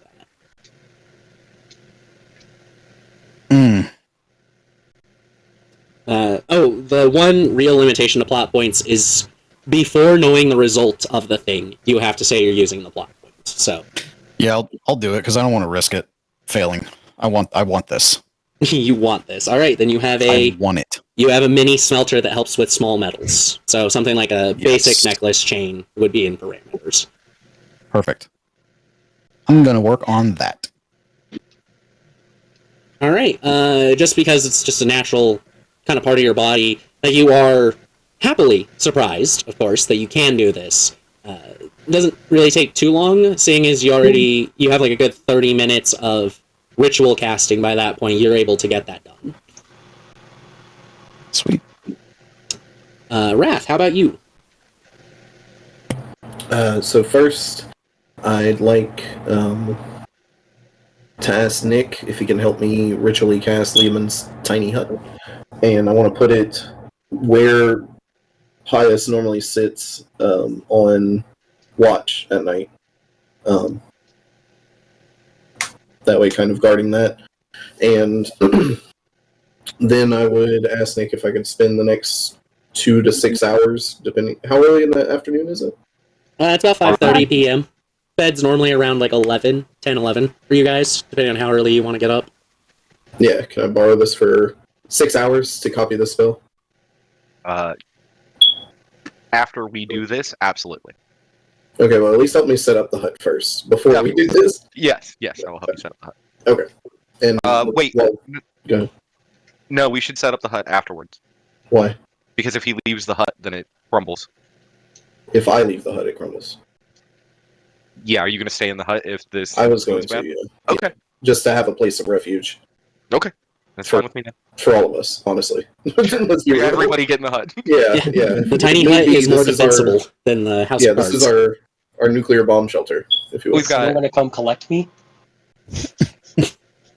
I would have let you know that this is like all of this is going on. Yeah. I'm being very clear about like these are my intentions. I don't know what this is going to do. Wait outside, nearby, but not right on top of it. Yeah. But other than that, I would just like to get with Patches and spend 50 gold for paper and ink to add the spell to my book. All right, yeah, you can get a hold of Patches easily enough. Where you are, since he appears, you can surmise that right here is safe and not in a dungeon at this time. Cool. Okay. Well, yeah, that's what I will do. Oh, that's right. Patches only comes out when it's safe, huh? Yep, and you're not in a dungeon by RPG standards. Very meta processing. Do what? Trick Patches Oh my gosh, into fighting. Like, just, it's not dangerous, and then make the situation dangerous as soon as he arrives. See what happens. Could be a fun Can I insist on that? That sounds like a badass idea to do the Patches. Is that what Twilight's gonna do? Then is like as soon as we go to do whatever, have Patches just show up? No. Yeah, I was gonna say that sounds like a bad idea for you. Yeah. Hey, if anyone's gonna piss off Patches, it should be the one that's been pissing off Patches. You know, consistency is key. Yeah, but that's like one I've. Okay, never mind. I've figured stuff out, but I don't think Twilight has. So never mind. You do whatever you're gonna do, Twilight. I mean, I've been pissing off Patches the whole time. So why stop now? All right, then, Twilight. What are you doing during this kind of like half-hour period of preparation. Well, I did kind of like Pius' idea with the rock, so I was wondering if he wouldn't mind making me one. Sure. If you don't care, if you wouldn't mind. Yeah, I'll do it. But instead of a necklace, you do a bracelet. So, That's Twilight, for your understanding here, imagine wearing a softball around your wrist. Obviously, that's a doable thing, but comfort-wise, more is the thought. You're free to do as you please. I just wanted to put the imagery in your head. Oh, okay, yeah. What about a ring? A softball as a ring? That's the biggest diamond I have ever seen. Easy. How about a belt? There you go. There you go. Yeah, I'll do a belt. Can you do a belt? Yes. Thank you. And then, Nick, you're doing the zombie guy? You're doing the torment fragment? Nick's playing Prepare. Frankenstein. Yeah. This is everyone's time to prepare in case things go wrong, or just do something else if you so please. I was thinking, with that being said, since I have both Earth, I can put it more on the ground. We can't really get up. The issue with Mold Earth in this situation is it's an unseen servant, so it doesn't really have to obey the laws of physics necessarily. Right. Yeah. Plus, I've already got it in a wall of force, which does extend to the ethereal plane, which is where unseen servants hang out. So it, in theory, shouldn't be able to leave the container I'm putting it in. That's why I was thinking if I could, you put it up, so I'll mold Earth, and then you put the container over it. That way it for sure can't get out. But then I can't see if you box it in with Mold Earth. I want to see what's going to happen. Yeah, this is an experiment. Alright, so Twilight's going to be with Pius then, trying to make the belt. What was that, Twilight? For what I'm actually going to do since class work, I don't like pissing off Patches because I'm really good at it. Alright, so obviously you're not going to keep Patches there for a half an hour, so it's more wait until the moment. So, Captain Flowers, are you back? Can you hear us? I've been hearing you. What are you doing during this half hour leading up to the unseen servant touching the torment fragment? And interrogating. Or not. You're what? Does it work? Can you hear me? Yes, I can. Yeah, okay, good. What are you doing? I tell the servant to pick up just to be clear, this is the smaller torment fragment. Just so everybody knows. I tell him to pick up the torment fragment. Oh, I start working on making dinner with my shark meat. Alright, you spend a half hour making sure there's a good warm meal ready when this is all done. Alright. Moment of truth. I should have taken the time to bring up the unseen servant spell during all of this. Wow, real life, You want me to read it to you? I'll process it better if I can see it. Okay.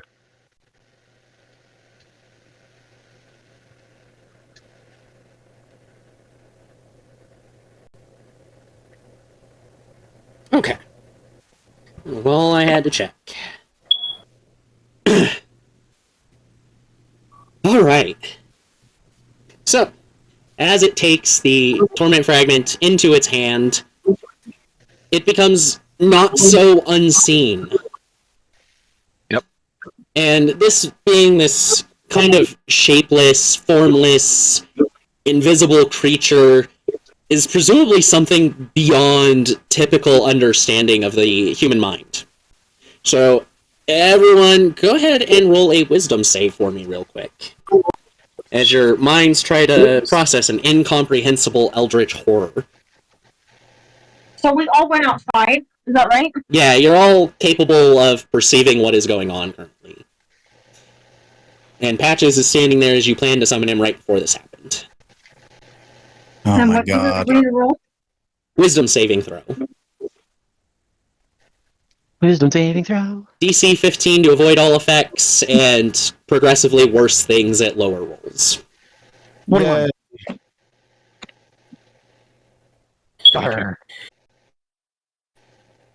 Plus motherfucking 9, and I got a 14. You gotta be shitting me. I got a 25 and I got an 8.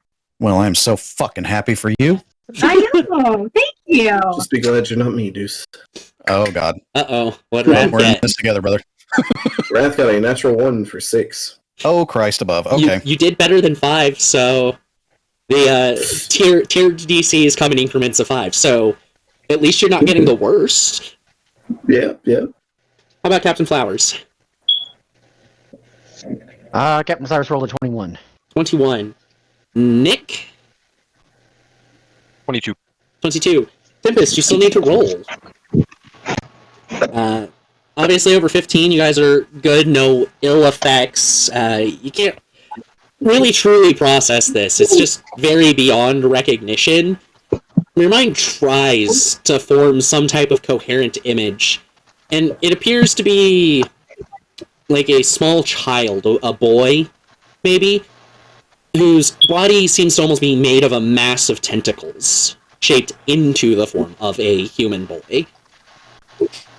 I missed the roll. What is it? Wisdom save. I thought Tempest was asleep though. She went to bed early. No. She was just resting, doing not much of anything. Oh. As for Deuce, Pius, who failed by 1, your perception of this comes across a bit differently. And instead of seeing like a small boy made out of tentacles, your mind...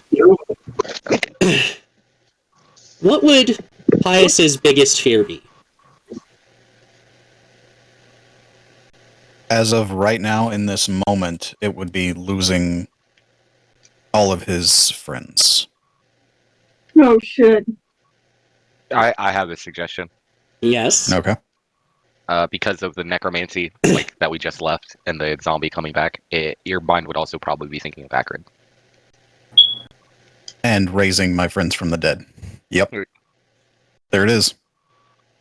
Yeah. So well, as like immortal servants, kind of evil shit. Death Knight type shit. Yep. So, Pius, you have the frightened condition currently for the unseen servant. You're not forced to move away, but you are incapable of moving closer, essentially. And any attacks or something to be rolled would be at disadvantage.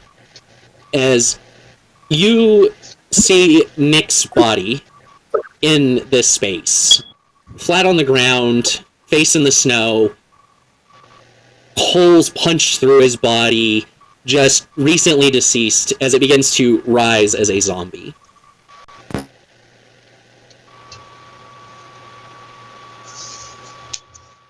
Jeez.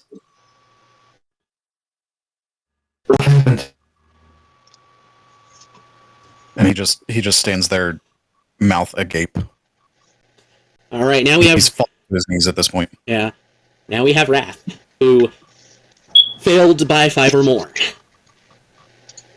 You, instead of seeing your greatest fear, develop a new fear. Does anyone have suggestions for what this somewhat abstract fear could be that Wrath would develop?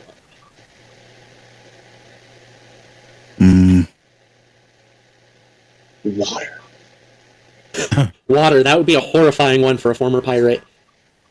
That would be disturbing. I would say probably fire.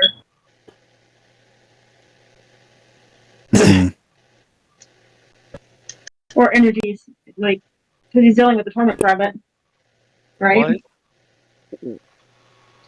What's the name of your goddess again? Mine? Risha? Yeah. What if it's her dead?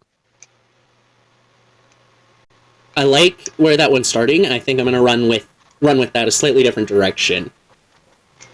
Wrath, I thought her dead or her pissed off at you specifically.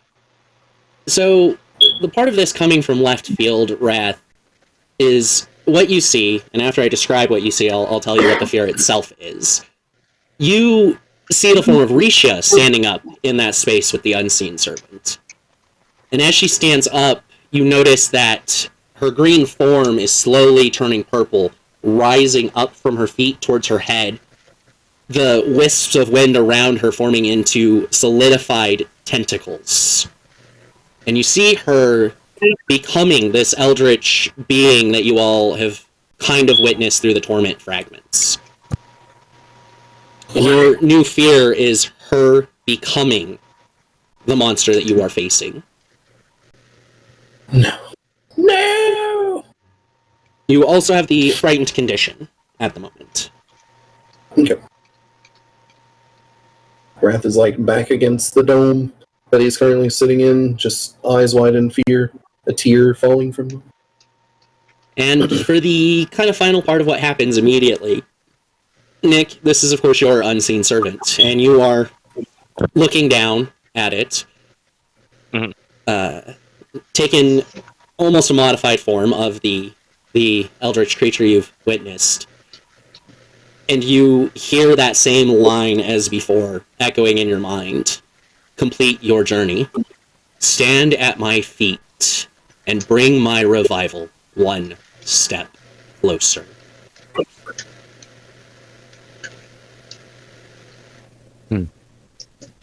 Okay. Then I'll dismiss the unseen servant. As you try to dismiss it, you notice it start to fade, but power surges from the torment fragment and keeps it materialized. You still feel the spell in effect. I tell him to drop the fragment, He does. and then I dismiss him again. You succeed this time.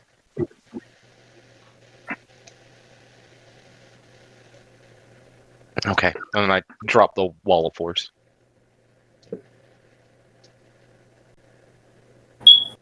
As you drop the wall of force, you kind of get a glimpse of your own hand, and you can see the veins in it are running black at the moment. And you feel your hand shaking.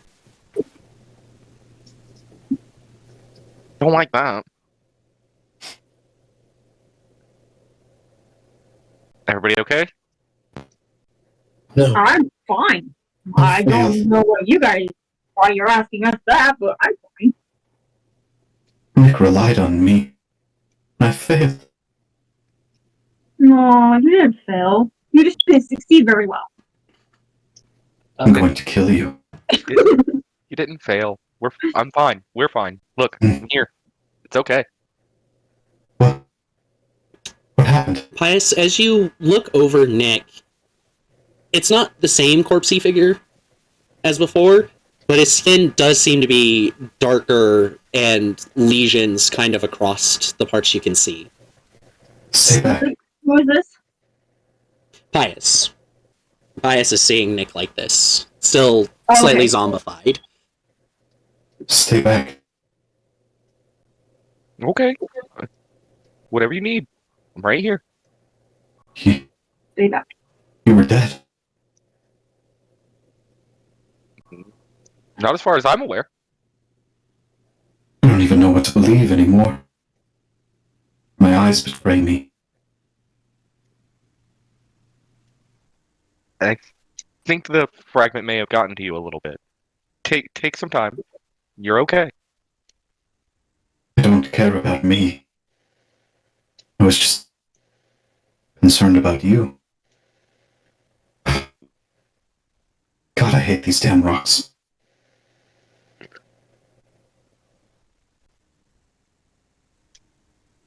All right. And then Pius gets up and kind of just walks off away a little bit from everyone and tries to get his head together. When you said rock, does that mean like the rock that he was wearing around the necklace, or No, I think I missed the something. torment fragment. Oh, okay.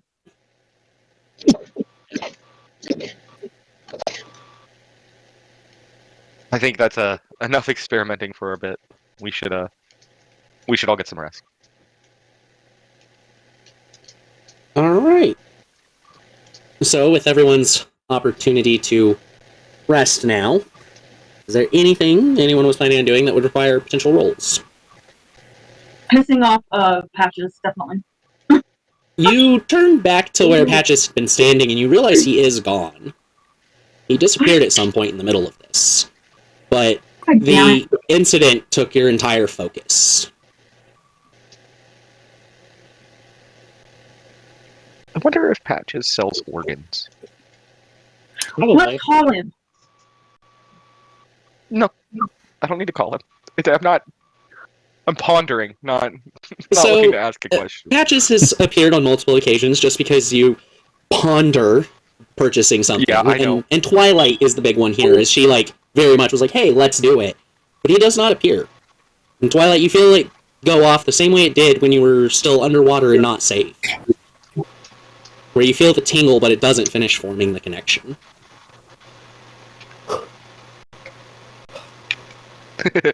You broke it. Damn. I wonder if I move to the left or move to the right and see what happens. I don't think. Same thing. You kind of try to walk around the area, and it doesn't fully connect through. As if to say this area is currently not safe. And Wait, can I use one of my points to seem like it's safe even though it's really not? well, I mean, it is safe now. Yeah, so to speak. Obviously you can use a plot point to alter things, but... Yeah, to make it seem like it's safe even though it's not. Well, make the ring recognize that it's safe, it's more what it is, since it is actually safe. Yeah. So, Oh. Nick, go ahead and say what you were going to say real quick. No, I'm going to ask Nick to ask Twilight. Twilight, I have a theory about Patches if you want to hear it after you get done playing your games. Yes, definitely. Okay. So, you keep trying to concentrate on it, and kind of, as you get more over the direction of Pious, almost in the middle of where Pious and Wrath are. Pious, I just want to verify this before I say something dumb. You are keeping the hope fragment in your chest, correct? Yes. Alright. You notice a white light kind of wash over Pious from starting in his chest plate area, and then a bit of it kind of jumps off of him and flies over and then envelops Wrath. Both of you no longer have the frightened condition, but I would suspect you're still a little shaken. As the light diminishes, Patches appears.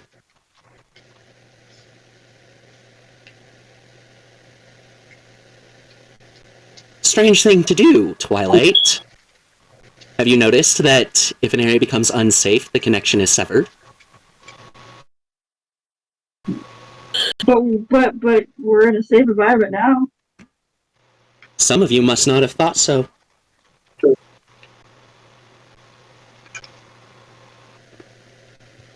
I was thinking that we were okay. Everybody else was. I don't know whatever.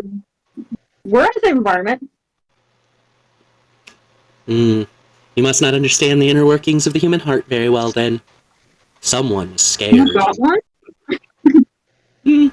I could procure some for you, but they won't be cheap.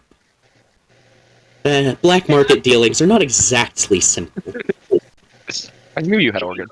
He does have organs, guys! Okay, well, we need a heart, a leg, a liver.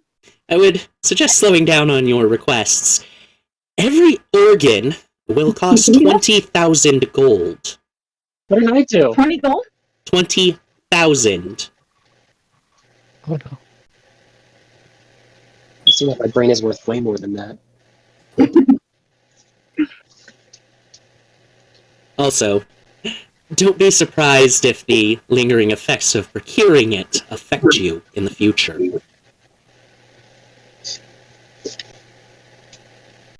Ooh, cryptic. That was deep.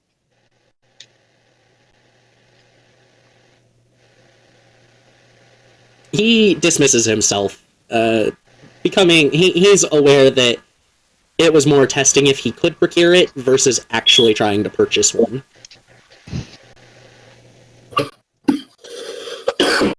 Well, you heard him. Yeah, it's 25,000 gold. Okay. Anything else you want me to ask him? Like what his favorite color is or anything like that? Probably red.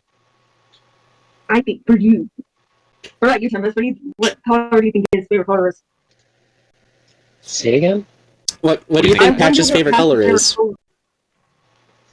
Red. So red, blue. I have to search this now and see if there is actually a canon favorite color.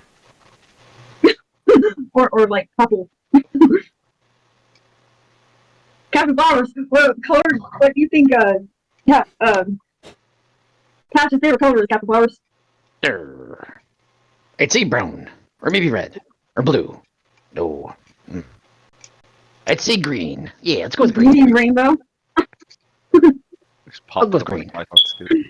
What is your favorite color? God, I think it would be hilarious if there actually is trivia for his favorite color. That's a point of inspiration right there. We all guess it, right?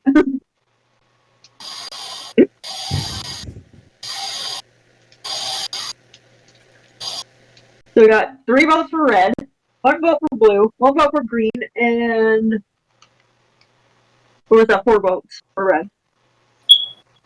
So I don't see any canon trivia about it, but as you kind of finish taking this pool of votes, Nick, you hear in your ear, actually, it's purple.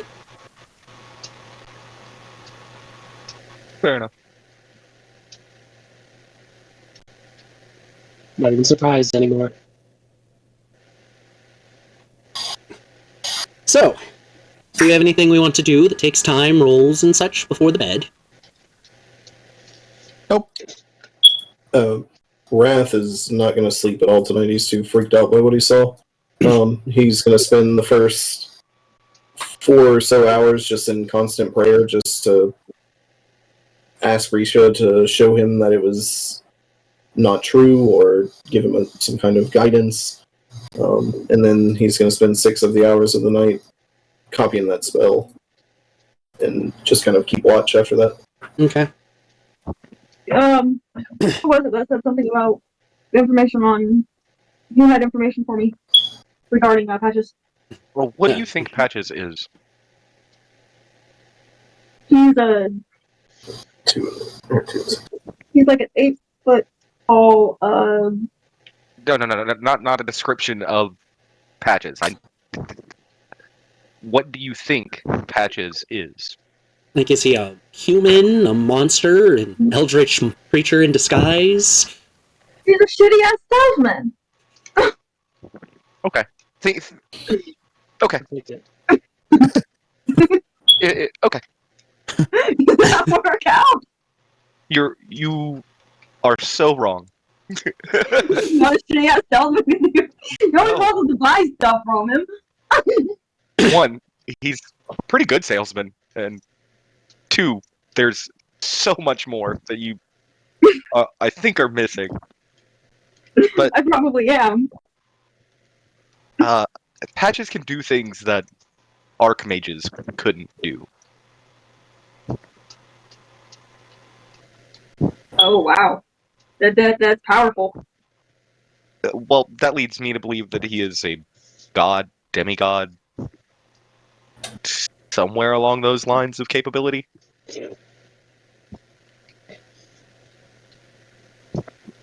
So when you poke a thing,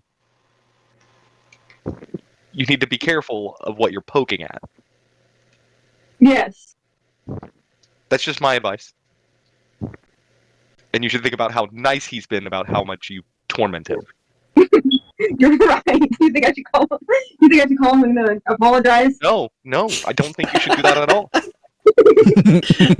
you told me I was being mean, so I thought, well, maybe apologize. I think we should just go to bed.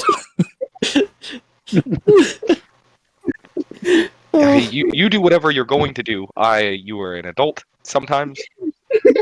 Allegedly. So you told me I was being mean, and I didn't realize something. Go home and apologize. Nah, that'll be right. I think he already knows. And I'm sorry.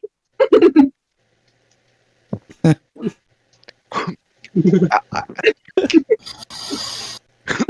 sorry for making this conversation hard. No, it's I'm not trying to be like that. I want to prove a point to you so badly.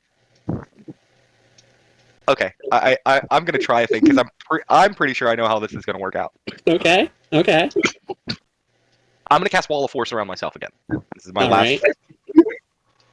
and then I'm gonna use the ring to summon Patches to me. He appears inside of the wall of force. Yep. See, he shouldn't do that. Twilight, this is not possible. But the wall of force is well, it's kind of there's no danger in the wall of force. No, that's not the point. Nothing can pass through the Wall of Force. You can't cast spells through it. You can't walk through it. You can't do anything about this. But he was already in the wall of force with you. No, he wasn't. He just showed up. So, of course, he's just been standing there, smirking. May I offer up an alternate thought? Perhaps Okay. I am magic that came Come out of the ring. Yeah, I know. That's the other way it could do it. Is you come out of the ring, and then You you've were been wearing in the whole ring. time. But that's not what you're doing, Patches. Clever, Take clever. off the ring and then you know what? Take off the ring. Put so what ring you do you want. The ring So does take not off the matter. ring, and then put the ring in the wall of force, and then summarize, and then summarize.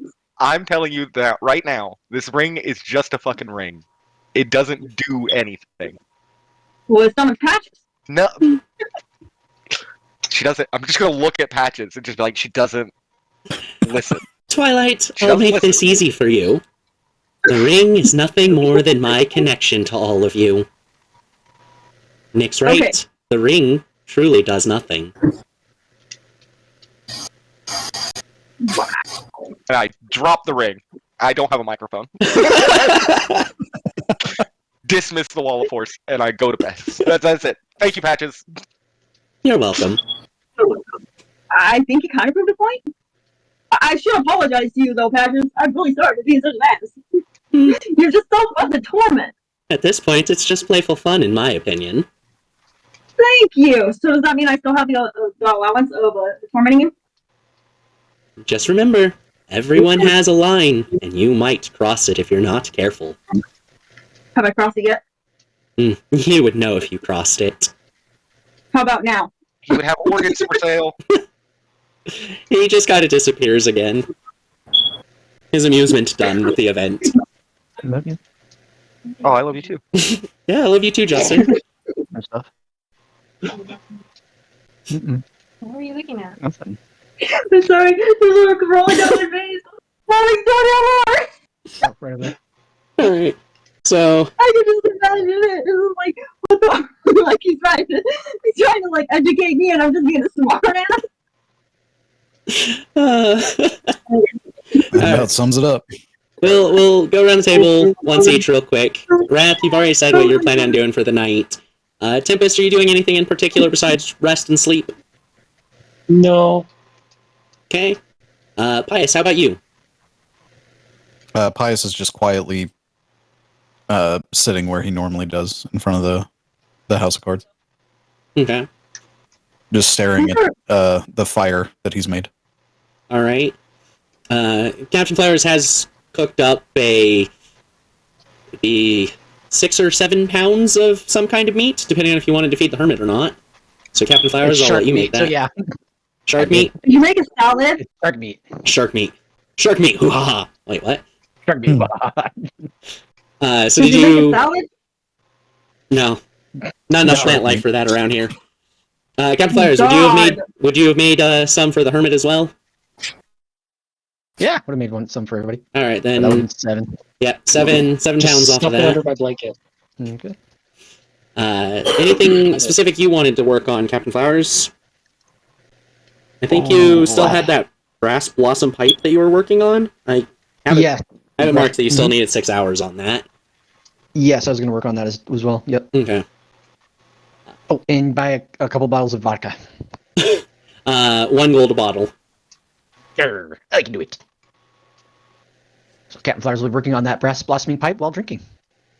Okay, disadvantage, intelligence plus proficiency. Okay. Shoot, that was a nat 20. Dang, now And disadvantage nat that's 1. a 3. It's a 3 plus 3. Screw you. A 3 plus 3?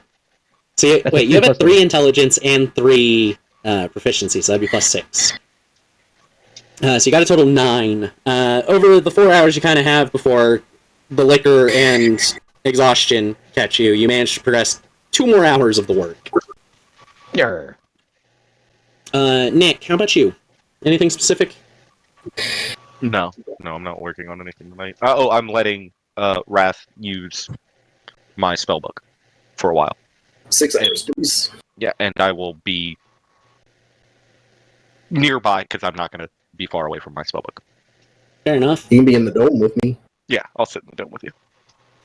Alright, that just leaves Twilight. So with my wings, I've been kind of wanting to do this ever since I got them.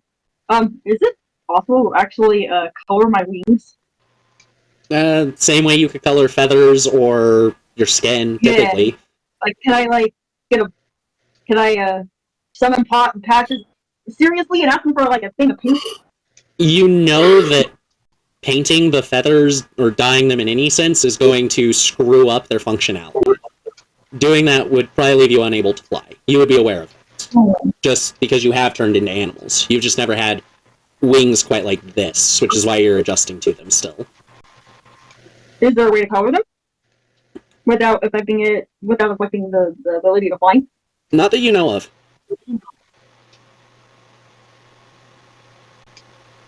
How would I find out? You could try to research dyes and such, but it's just the added weight of all of that onto a feather is going to screw up how the feather works. Like, unless you can somehow create a weightless dye. I was wondering maybe like a marker. You get a thing of markers and color them. The ink still carries weight. The feathers are a very fragile system. And you would be aware of that. Huh. Is there a way I can actually divvy into the dye? Like try to figure out how to do this? You could try to research magic that gets rid of weight. You could try to just study ink in general. You could take a lot of routes, but that seems like technologies that are very far off from the current time. But we do have a tattooist who might be able to divvy in ink. Who can actually help it. Knowing how to do art and tattoo doesn't mean you know how to magically affect weight. No. I know we have, who is it, Wrath or Nick that does tattooing? Wrath, and he's still learning. Right. But again, knowing how to tattoo and draw doesn't suddenly give you the knowledge of how to reduce the weight of ink. Right, but he might know how to reduce it, right? Or no? Again, knowing how to draw and tattoo is not the same as knowing how to reduce the weight. Okay. So that would be enough. More than likely. Okay.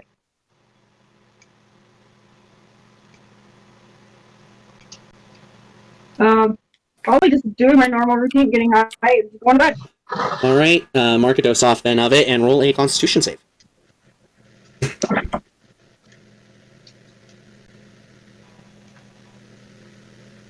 Or would that be a point? Would that be a point thing? Constitution save? Okay. I thought it was a point of inspiration. No.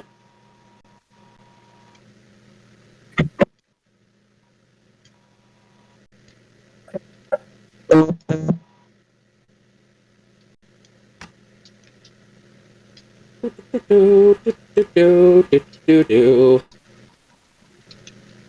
pass the save, and next 4 weeks you have those bonuses still.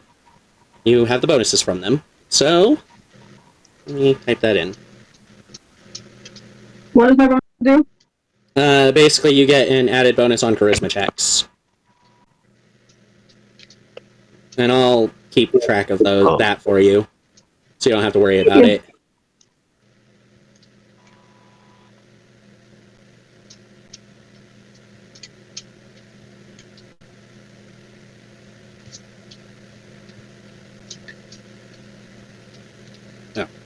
Oh, my brain not being able to math.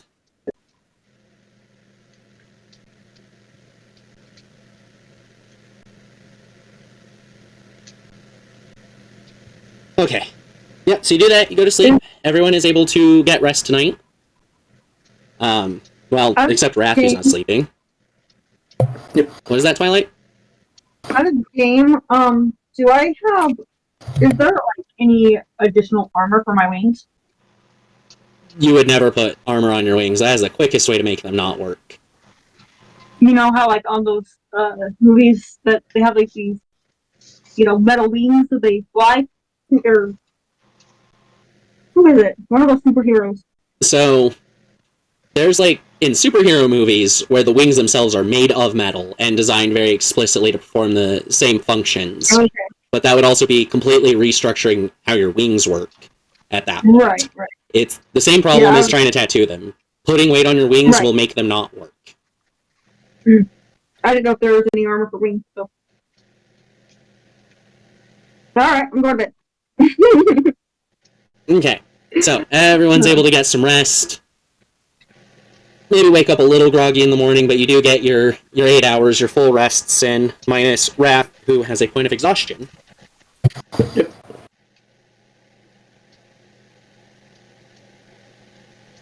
So what do you do as you get ready in the morning?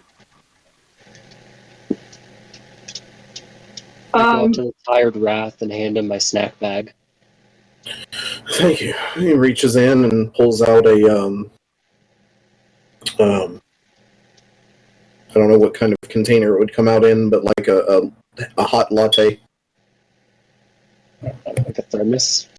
Yeah, probably more or less a thermos, or a mug, your choice really on that. Both exist in the world and would be reasonable. Wait, does the snack bag contain liquid elements? I guess it does, huh?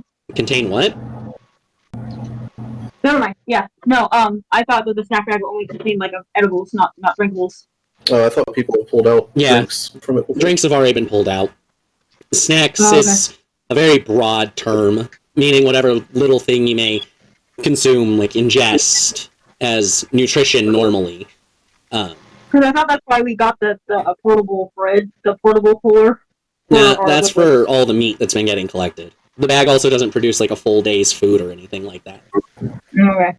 It just kind of makes you feel better about things. So, Wrath, you do, as you kind of drink it, you do feel like your muscles kind of relaxing a bit. You've probably had some shaking in your hands, and they've more or less steadied now. Thank you, Tempest. That was much needed. No, may I have a snack? You said something was wrong with my brain yesterday. You're gonna take that personally? No. But you should take caution in whatever you pull from this. Okay. So what snack would Twilight be interested in? Or are we just doing the default brownie? Just the default round. Alright. May all your brownies burn. It's a little crispy, but not like really jacked up or anything. Alright. You all are able to get your day going pretty easily. If there's nothing specific, it's just putting up camp, eating some breakfast, good berries probably. So, did I pull out like a salad or what did I get? Brownie. Ooh, yum. Brownie. Now that you mentioned that, now I want to go make brownies. Brownies. So yeah, y'all are ready to start your day. Mm-hmm. So I guess we're going to the cave, right? Well, the fort, I think, was our first concern, since it's on this side of the cave. Yeah, the fort Okay, first. let's do it. After y'all.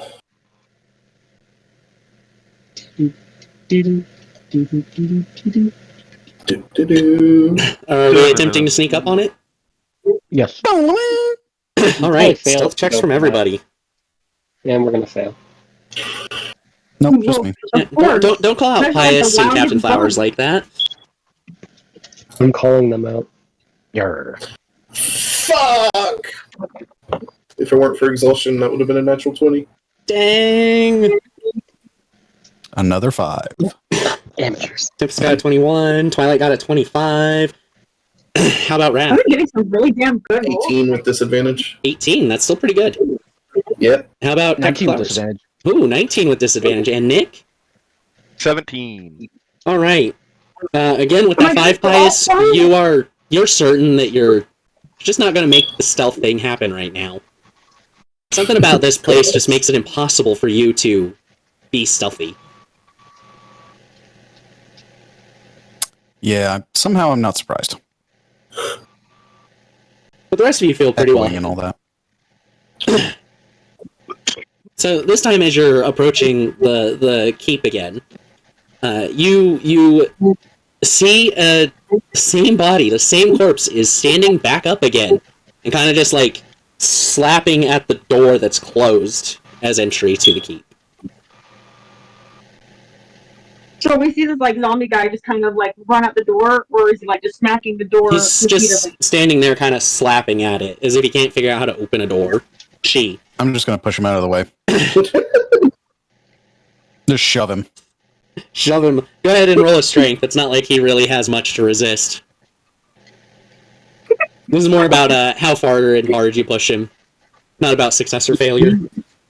Why don't you just try throwing them over those trees over there? Oh my fucking god, if I can roll above a 5, it'd be really fucking nice.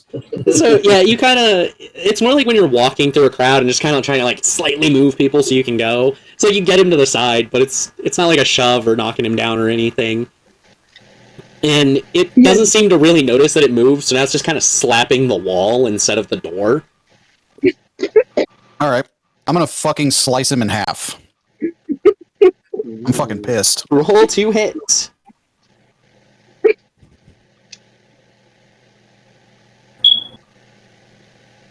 If this plus 11 does not hit, I am literally uninstalling Pious. You hit as long as it's not a nat 1. Thank you, Jesus Christ. Yay! You are good. Yeah, you get a good clean cleave. Horizontal or vertical? Vertical. All right. Yeah, you split the zombie straight down the middle. So all of you kind of just see both sides split, and the halved organs that did get cut through it, and even the non-ones, are all kind of just falling out of the body as the body hits the ground. Yeah, with a nice wet squelch. Right? Do what? He probably will not. I just to be a dick to Pius, I'm like, you know he's gonna get back up, right? Pius just looks at you and glares, and then sheaths his sword and tries to open the door. It opens nice and easy for you. It's not locked or anything. And this time the door opens inward into the keep instead of outward. Okay. I'm gonna walk in. Okay. So it's fairly well lit. The windows are kind of like average size for like a house, and they're placed like every 10 feet or so, so there's a fair amount of light coming through. And you can see from where you're coming in, there's a wall kind of directly ahead, but there's a hallway that runs left to right. Wrath walks in behind him. I'm gonna look to the left.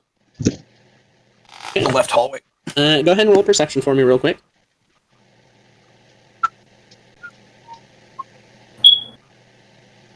I never remember my fucking bonuses. Okay.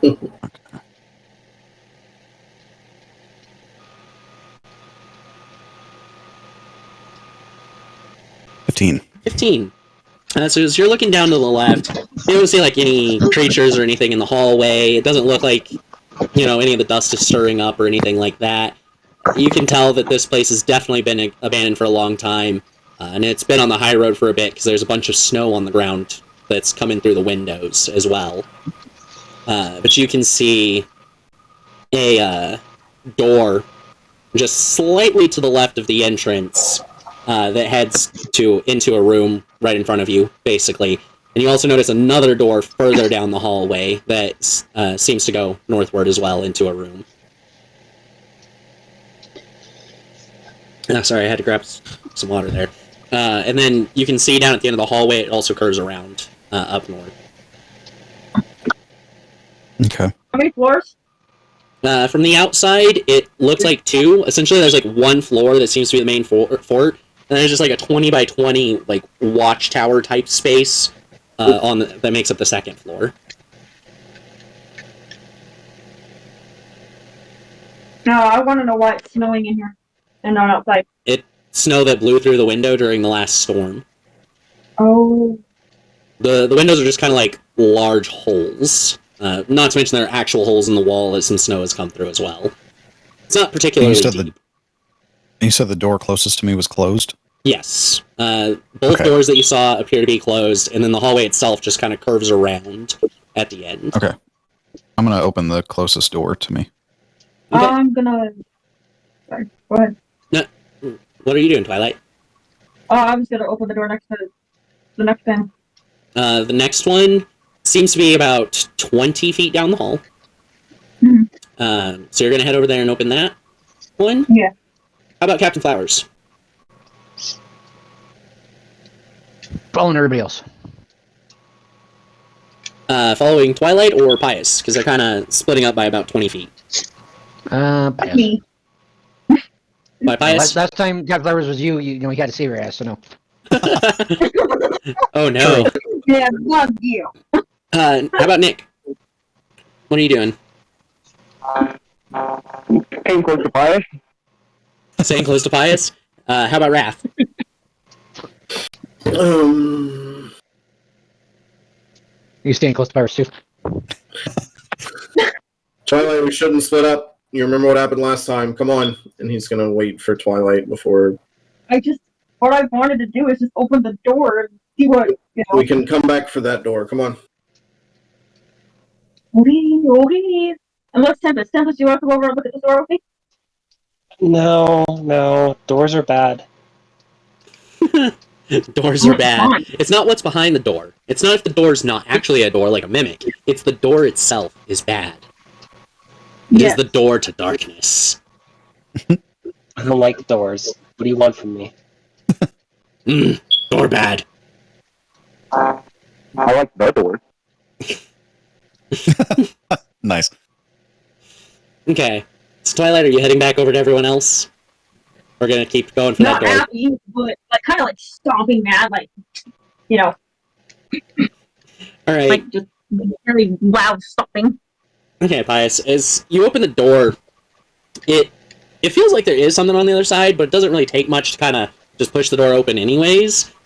And as you do, you notice there's a crap ton of corpses kind of shambling into each other in the room.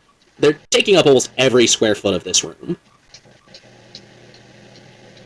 I slowly back away.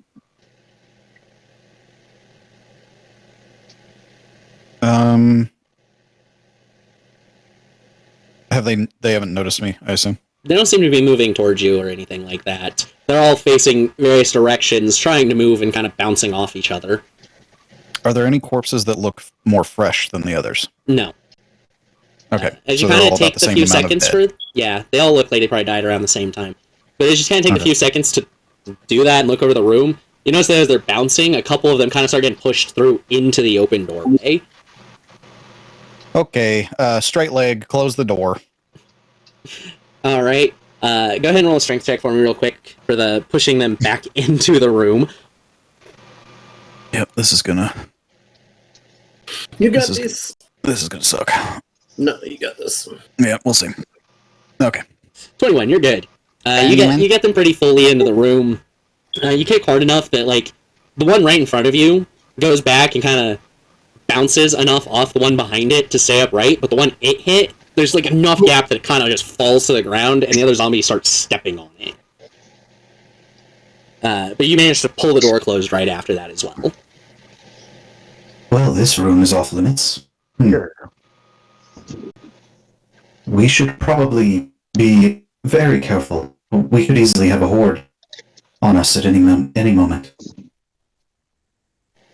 Probably a good idea. I don't know if I hear this because I'm already going to the next door over there after I saw what was going on. She's trying to lead everyone to the next door. Is everyone following?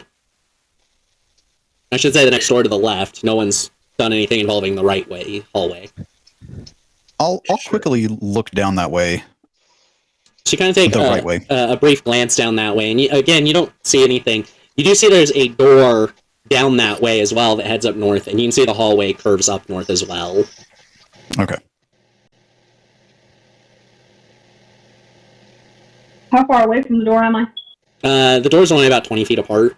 The hallway itself is also about 10 feet wide, so it's not like terribly cramped, but it's single file, double file line. You guys can't really spread out too much as you travel down the hallway.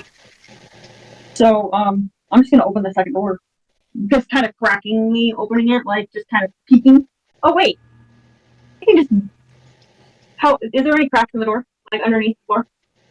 Oh yeah, there's a little bit of a gap underneath the door, but as you actually take a look over the door, you notice there's a couple of smaller holes in it as well. I'm gonna turn into like maybe a little spider and see what's behind the door. Okay. Rather than just opening it. So you all see her just kind of turn into a spider, crawl up into one of the holes, and going up the door. From the inside, Twilight, as you're kind of looking around, the room is still, like every square foot, just zombies. You look around, and there's some amount of various items in there, but you can't really make out what's in the room because of all the zombies.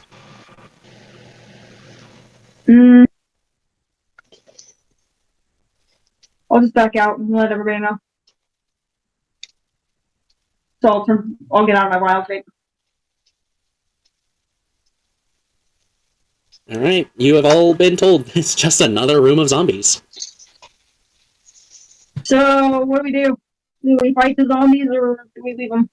No, that is not advised. I'm wondering if we should just go to the center of this keep to see what has possibly made these zombies. That's a good idea. Pius, can I even bite you? What? It bit you! You're gonna turn into a zombie! Oh god, zombie Pius would be terrifying. It would be terrifying. That's not how zombies are made. Impossible. That's vampires. It's not how vampires are made either. They bite you and they turn into. That's not how that works. Well, it depends on which vampire you're talking about. There are many different variations. Pius, you're donating your body to science. No, I'm actually not. Technically, he already has. Quiet. You're not supposed to tell everybody that. That explains everything. That explains so much. I propose we go to the middle of the keep. Or what we presume is the middle. Okay. Let's do it. Okay, so you didn't see like any hallway that was going to lead from this front hallway backwards, other than going to one side or the other and then heading up. You can tell the hallways that you've seen so far are kind of the perimeter of the building, as if all the rooms are on the inside.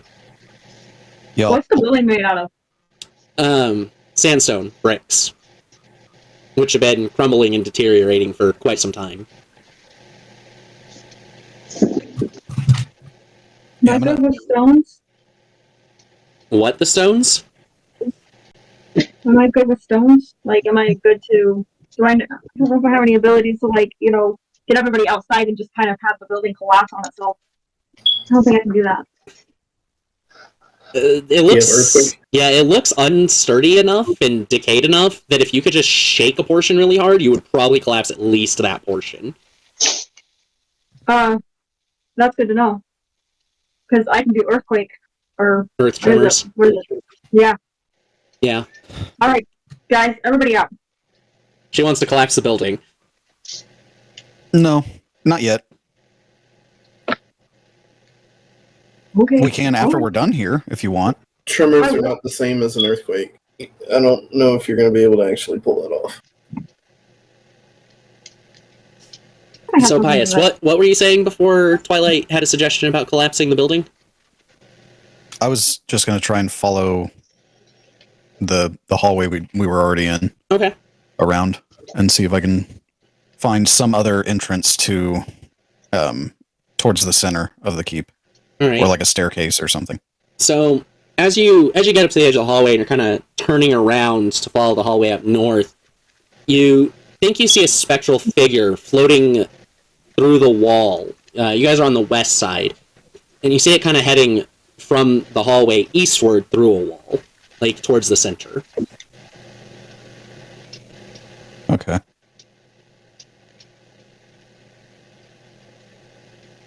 I'm gonna go up to the portion of the wall that it faced through and see if I can put my hand through it. Not hard, just kind of touch it and see if it's corporeal or not. Okay. As you're heading up that way, you notice that where it went through isn't too far from a door. You've all also kind of noticed you're heading down the hallway. There doesn't seem to be a hallway leading into the center here either. And the only door you spot is this one kind of in the center.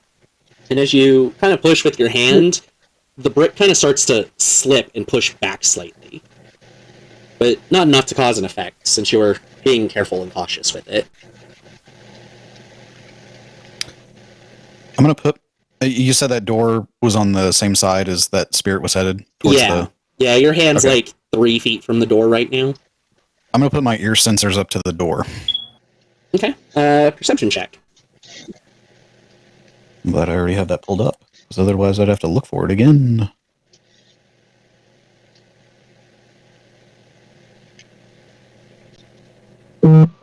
Eh. 12. You hear a lot of... Okay. Zombies. Fuck.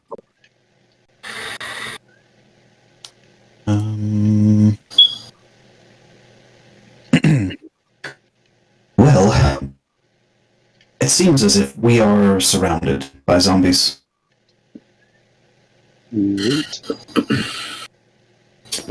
Zombies all the way down? Well, the 3 out of 3 doors are full of zombies. I would imagine this entire keep is infested. More than likely, we'd need to find the source. I'm gonna go outside and see if that one zombie was back to life. Okay. So Twilight kind of starts heading back down the hallway. And Twilight, you don't have to go fully out. You can just pop your head out the window. And yeah, you see the zombie standing there again, reformed, and kind of slapping at the door again. I yell at Pius, "Hey, dumbass! I told you that the zombie that you killed was gonna come back to life. What now? I'm sure he's the source." I am going to kill her. Here. Let me straight that once. She might die again. At this rate, yes. Alright, well, that's a problem. So fighting is out of the options. Yeah. It has been probably around 5 minutes or so since you entered. You're not completely sure what its respawn time is, but it doesn't seem to be terribly long. Well, with numbers like that, it would still be devastating. Maybe we should let it in and see where it goes. I was just thinking that. This is exactly why we keep you around, Wrath. Good ideas. And then I mean, the other thing we can do is the classic kill it with fire. Also a good option. Hard to regenerate from, especially if you're, ash. If we're gonna do that, why don't we, before we do anything like that take on all of the zombies, why don't we use our, what is it called? Our, little zombie guy over there that can't die, and let's just, test practices on him, okay, well, is he immune to fire? Poison? Stuff like that. And then when he respawns. And if he doesn't respond, then there you go. He would be immune to poison and disease. He is not going to be immune to fire. I'm gonna look look directly at you, point a finger to my own face, and go, necromancer.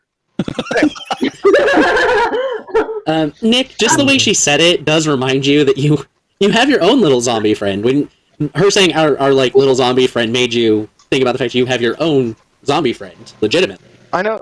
There's Luis here. I'm not gonna let him out of his bag. He might get infected and try and go off with him. No, he's mine. Yeah, I'm with Wrath on this. Let's just open the door for Mr. Zombie outside and see where he goes. All right. So as you all head back over to the entrance, and you open up the door, it's trying to slap, and now it's off balance because it just misses the door and falls forward on its face. before kind of shambling back up, and it turns left towards all of you as it stands back up. Move away, move away! I'm gonna stand to the side. So it shambles down kind of through the space. It's bouncing off all of you. It's not exactly walking a straight line. And it turns like at that first door you had opened, the one that's just a few feet from the entrance, and it kind of starts slapping at that door now. Oh, fuck's sake. I'm gonna open it. It wants to use the bathroom. We have to let it out. I think we'll go ahead and wrap up here. We're at 3 hours, 55 minutes. I love you all. Thank you so much. Bye-bye, Kupo!